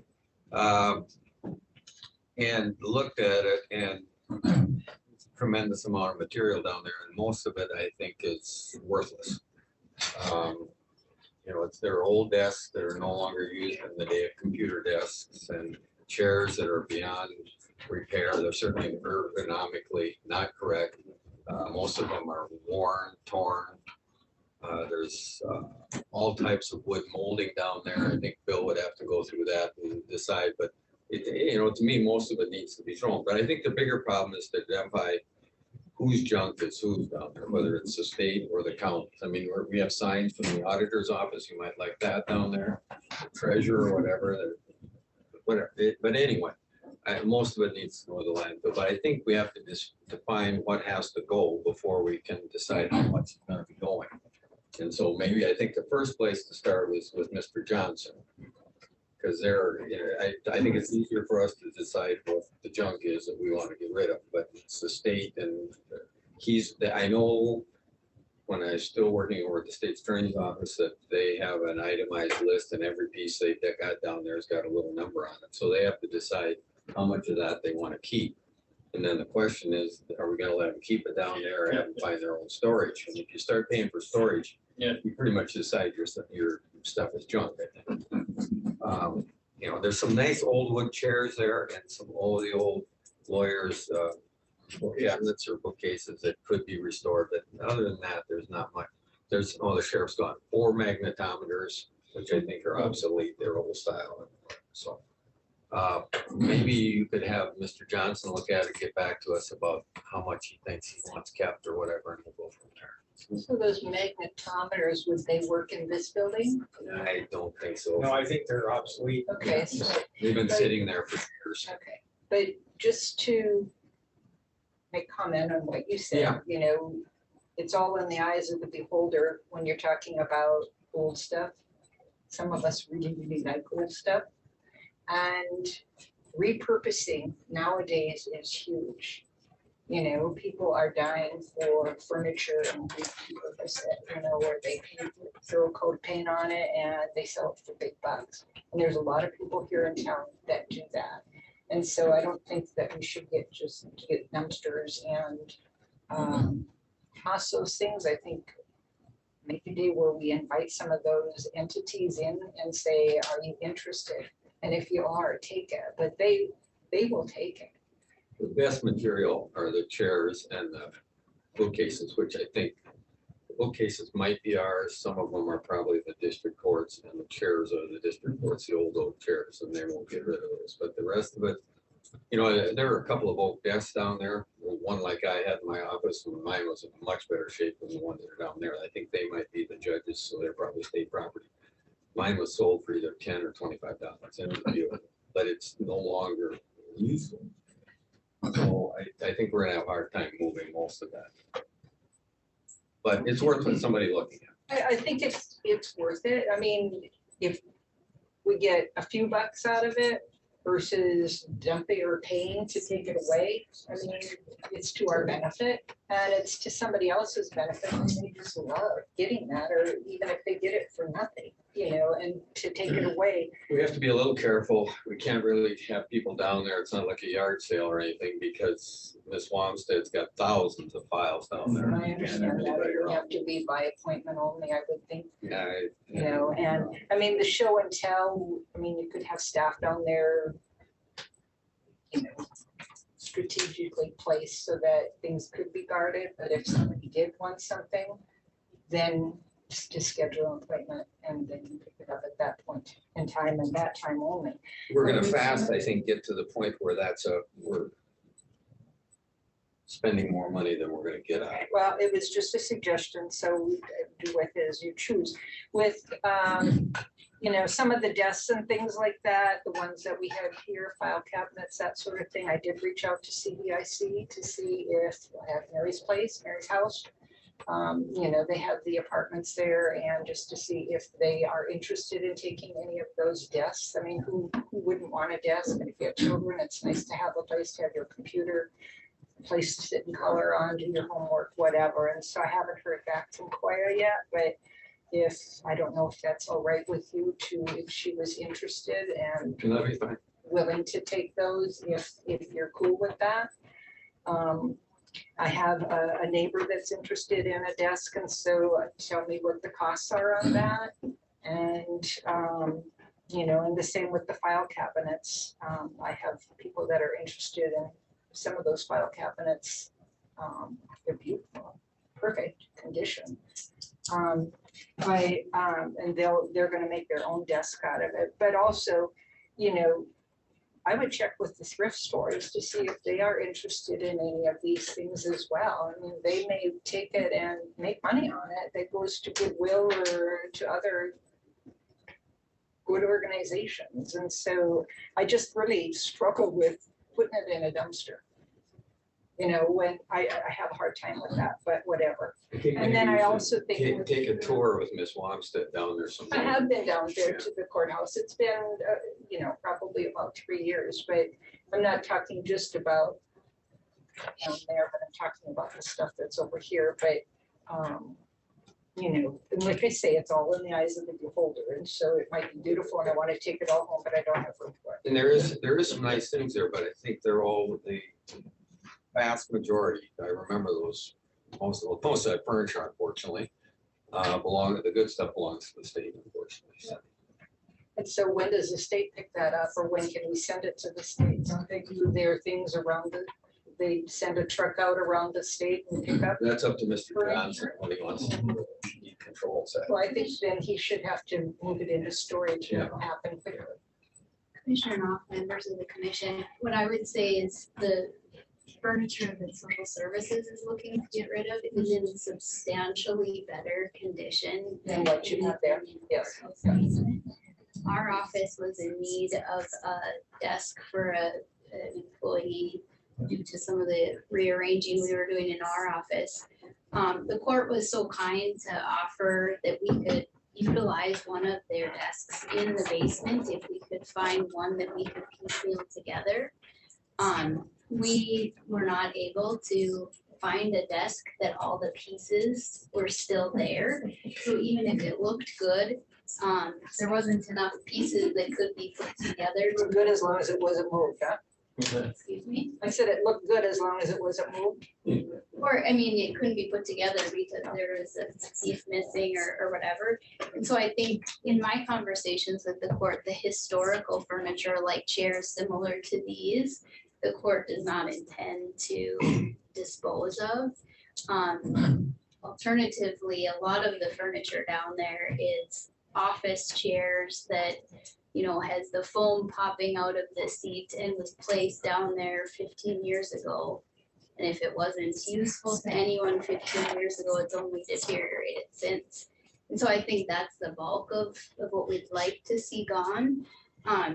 This is an important issue for our office because that's where our file storage is and we're running out of room. But because of all the furniture down there, we can't even purchase shelves to add to our shelving units because there simply isn't room for that. So, you know, any commissioner, if you wish to take a tour, I'd be happy to bring you through and show you exactly what's down there so you can make your own assessments.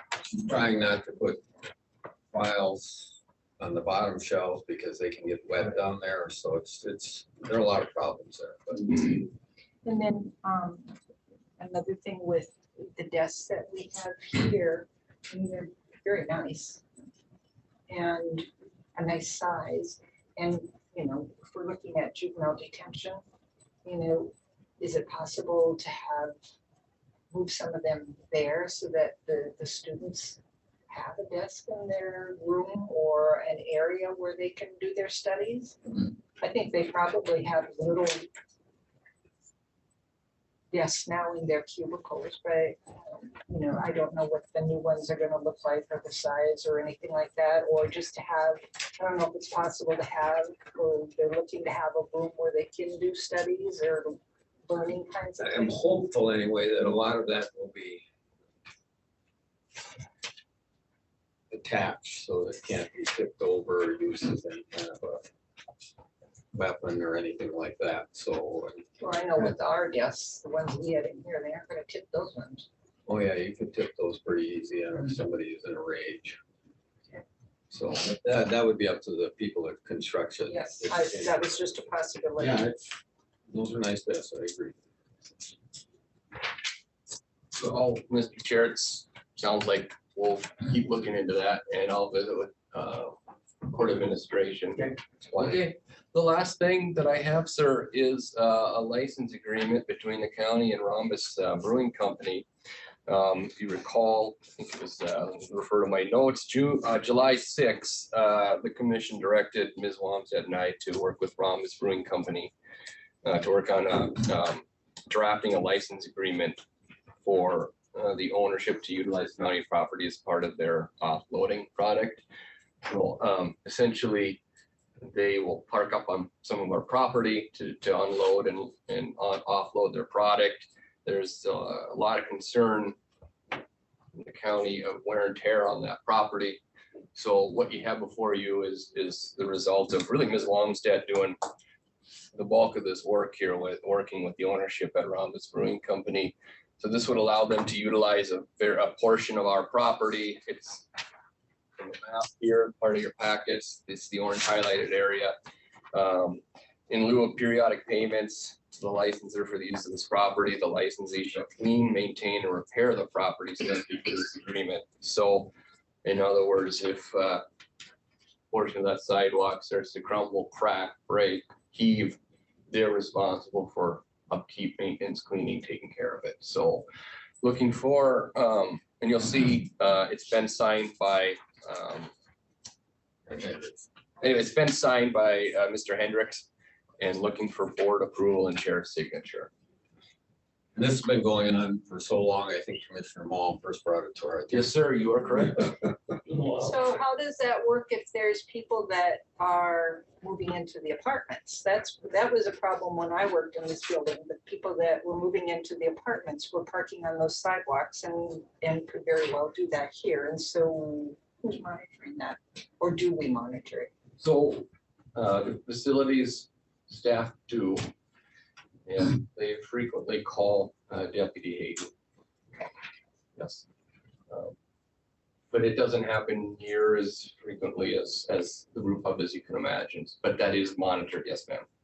Yeah, they have almost daily deliveries. I've seen them out there, so. Yeah, and Mr. Grzeszewski has visited with them about not blocking the J turn. And they've been doing ownership is doing a pretty good job making sure that doesn't happen, so. And can we have a motion to approve the agreement and for chair's signature? So moved. Second, anyone? We have a second by Commissioner Knopf. Any further discussion? Hearing none, all in favor signify by saying aye. Aye. Opposed?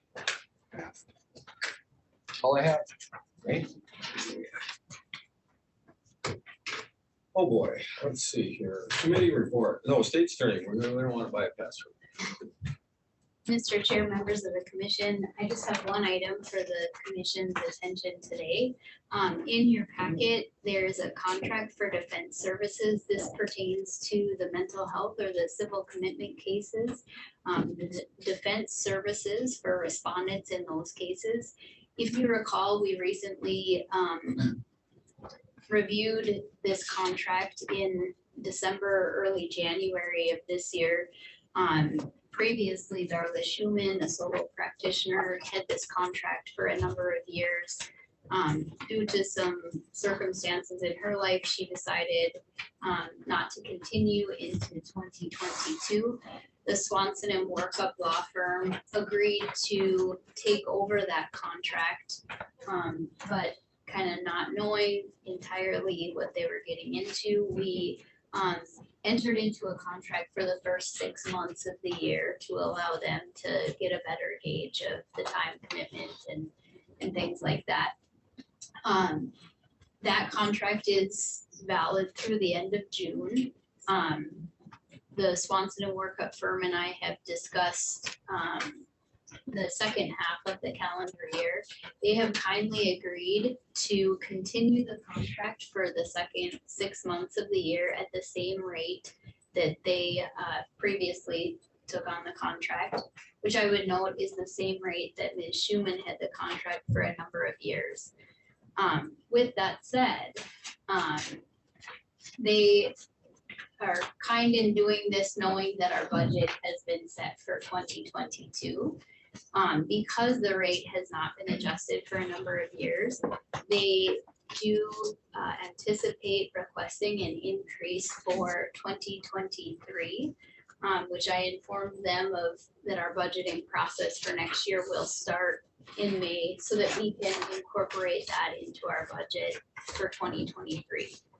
So essentially, the contract that's before the commission today is identical to the contract that has previously been entered into. It's just for the second half of the year.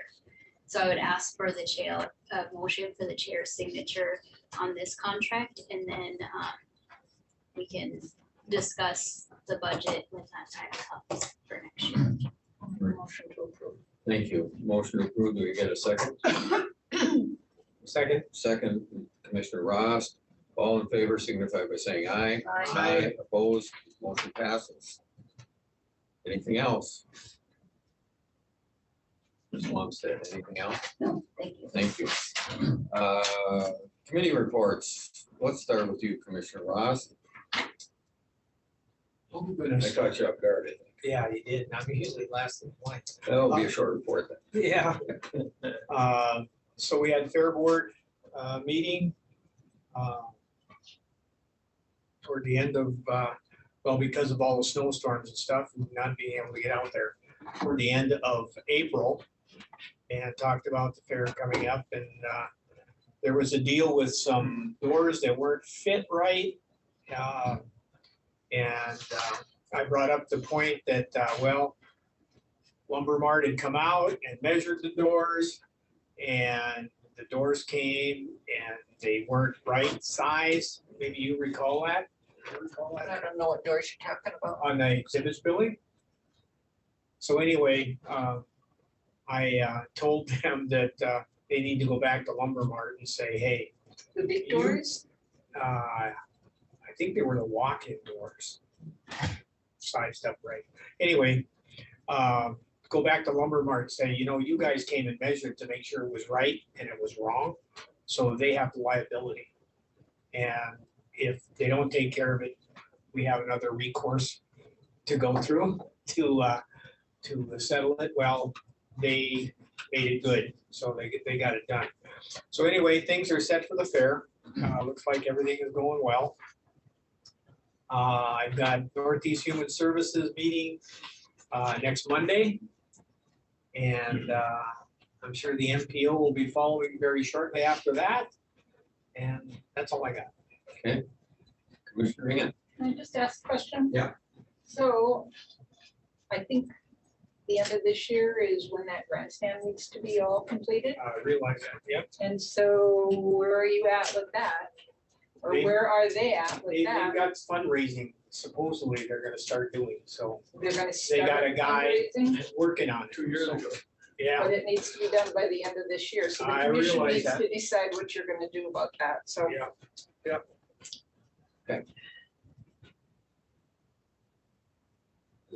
Commissioner Egan, yeah. Commissioner Peach and I were titular hosts of the Red River Regional Town Hall Small Business Meeting out in Larimore. There are 25 or so small businesses there, and they really got people involved in focusing on the small businesses out in the rural areas. So I think they did a good job with that. The other thing I went to was the Grand Forks Region Economic Development Corporation annual meeting the other night. Filled up the ballroom at Polaris as opposed to having it virtually the last couple of times. So it was well run and they were touting their accomplishments over the years. Mr. Wes Rydell was the Klaus Thiessen award winner, and he spoke a little bit. It was interesting to hear it. Good. Nice evening. So that's all. Thank you, Commissioner Knopf. and I also was at the EPC annual meeting. It was very nice. I really don't have much. My meetings are more in the middle of the month, but starting on Friday, we are doing 2 interviews for the IT department, for the IT director position. And so we have 2 scheduled thus far. And then on the 11th, we have a 3rd. And I believe we have 6 applicants.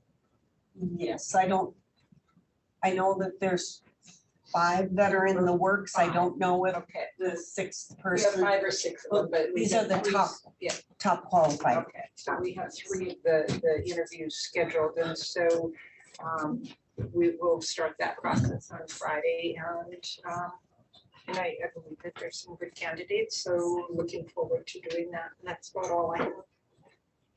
Hey, we had a home rule meeting today. Not much happening there. We're working on the survey that we're gonna send out, which is coming along. Should hopefully have it completed, I think, next week sometime, or at least a copy for us to review again. We hope to send it out as quickly as possible, but as usual, we were thwarted by a shortage of everything right now, and there's paper shortage related to what this survey would go out at. So we're looking at June, so we're kind of just sitting right now, and we'll get back to you as soon as we have more information on that one. Before I forget about it, the library board is up, and Commissioner Knopf is sitting on that, and she has graciously agreed to continue on if we reappoint her, and I'm guessing there won't be any objections here. Be just until. Yeah, through November. December, when I heard, well, November, the end of the last day of November. All right, the first day of December. December 5th, actually. All right, December Oh, my. 5th is when I'm done. Negotiating. So Yeah. until Got then. another. Yeah, we know that, so we appreciate it very much. So does someone want to make a motion? I guess I can just point her to that. Yeah. Yeah, that'll be fine. Yeah. We'll appoint Commissioner Knopf to it until December 5th, and thank you very much for doing that. And that's all I've got. So let's go to unfinished business. That was it. You took care of it. We took care of that, and then correspondence, anything we need to address? Adjourn with Commissioner Ross. I make a motion we adjourn. Thank you very much. Mr. Chairman? Do we have a second? No, While you're gathered, Representative Mike Phelps, I have some comments that you might find interesting you based on are, the conversation this evening. yeah, well, and we're adjourned, but. And that's fine. This doesn't need to be. Sure, yeah, that's fine. You, once again, you can come up here, sweet Mary, but I've got to sign some documents here. You are who again, sir? Representative Mike Phelps, District 20, so that's all the trail and most of rural Grand Forks County, south and west and northwest. Are you talking about water problems or? Nope. Oh, I okay. have good news for you. The Prairie Dog We haven't had much of infrastructure that today.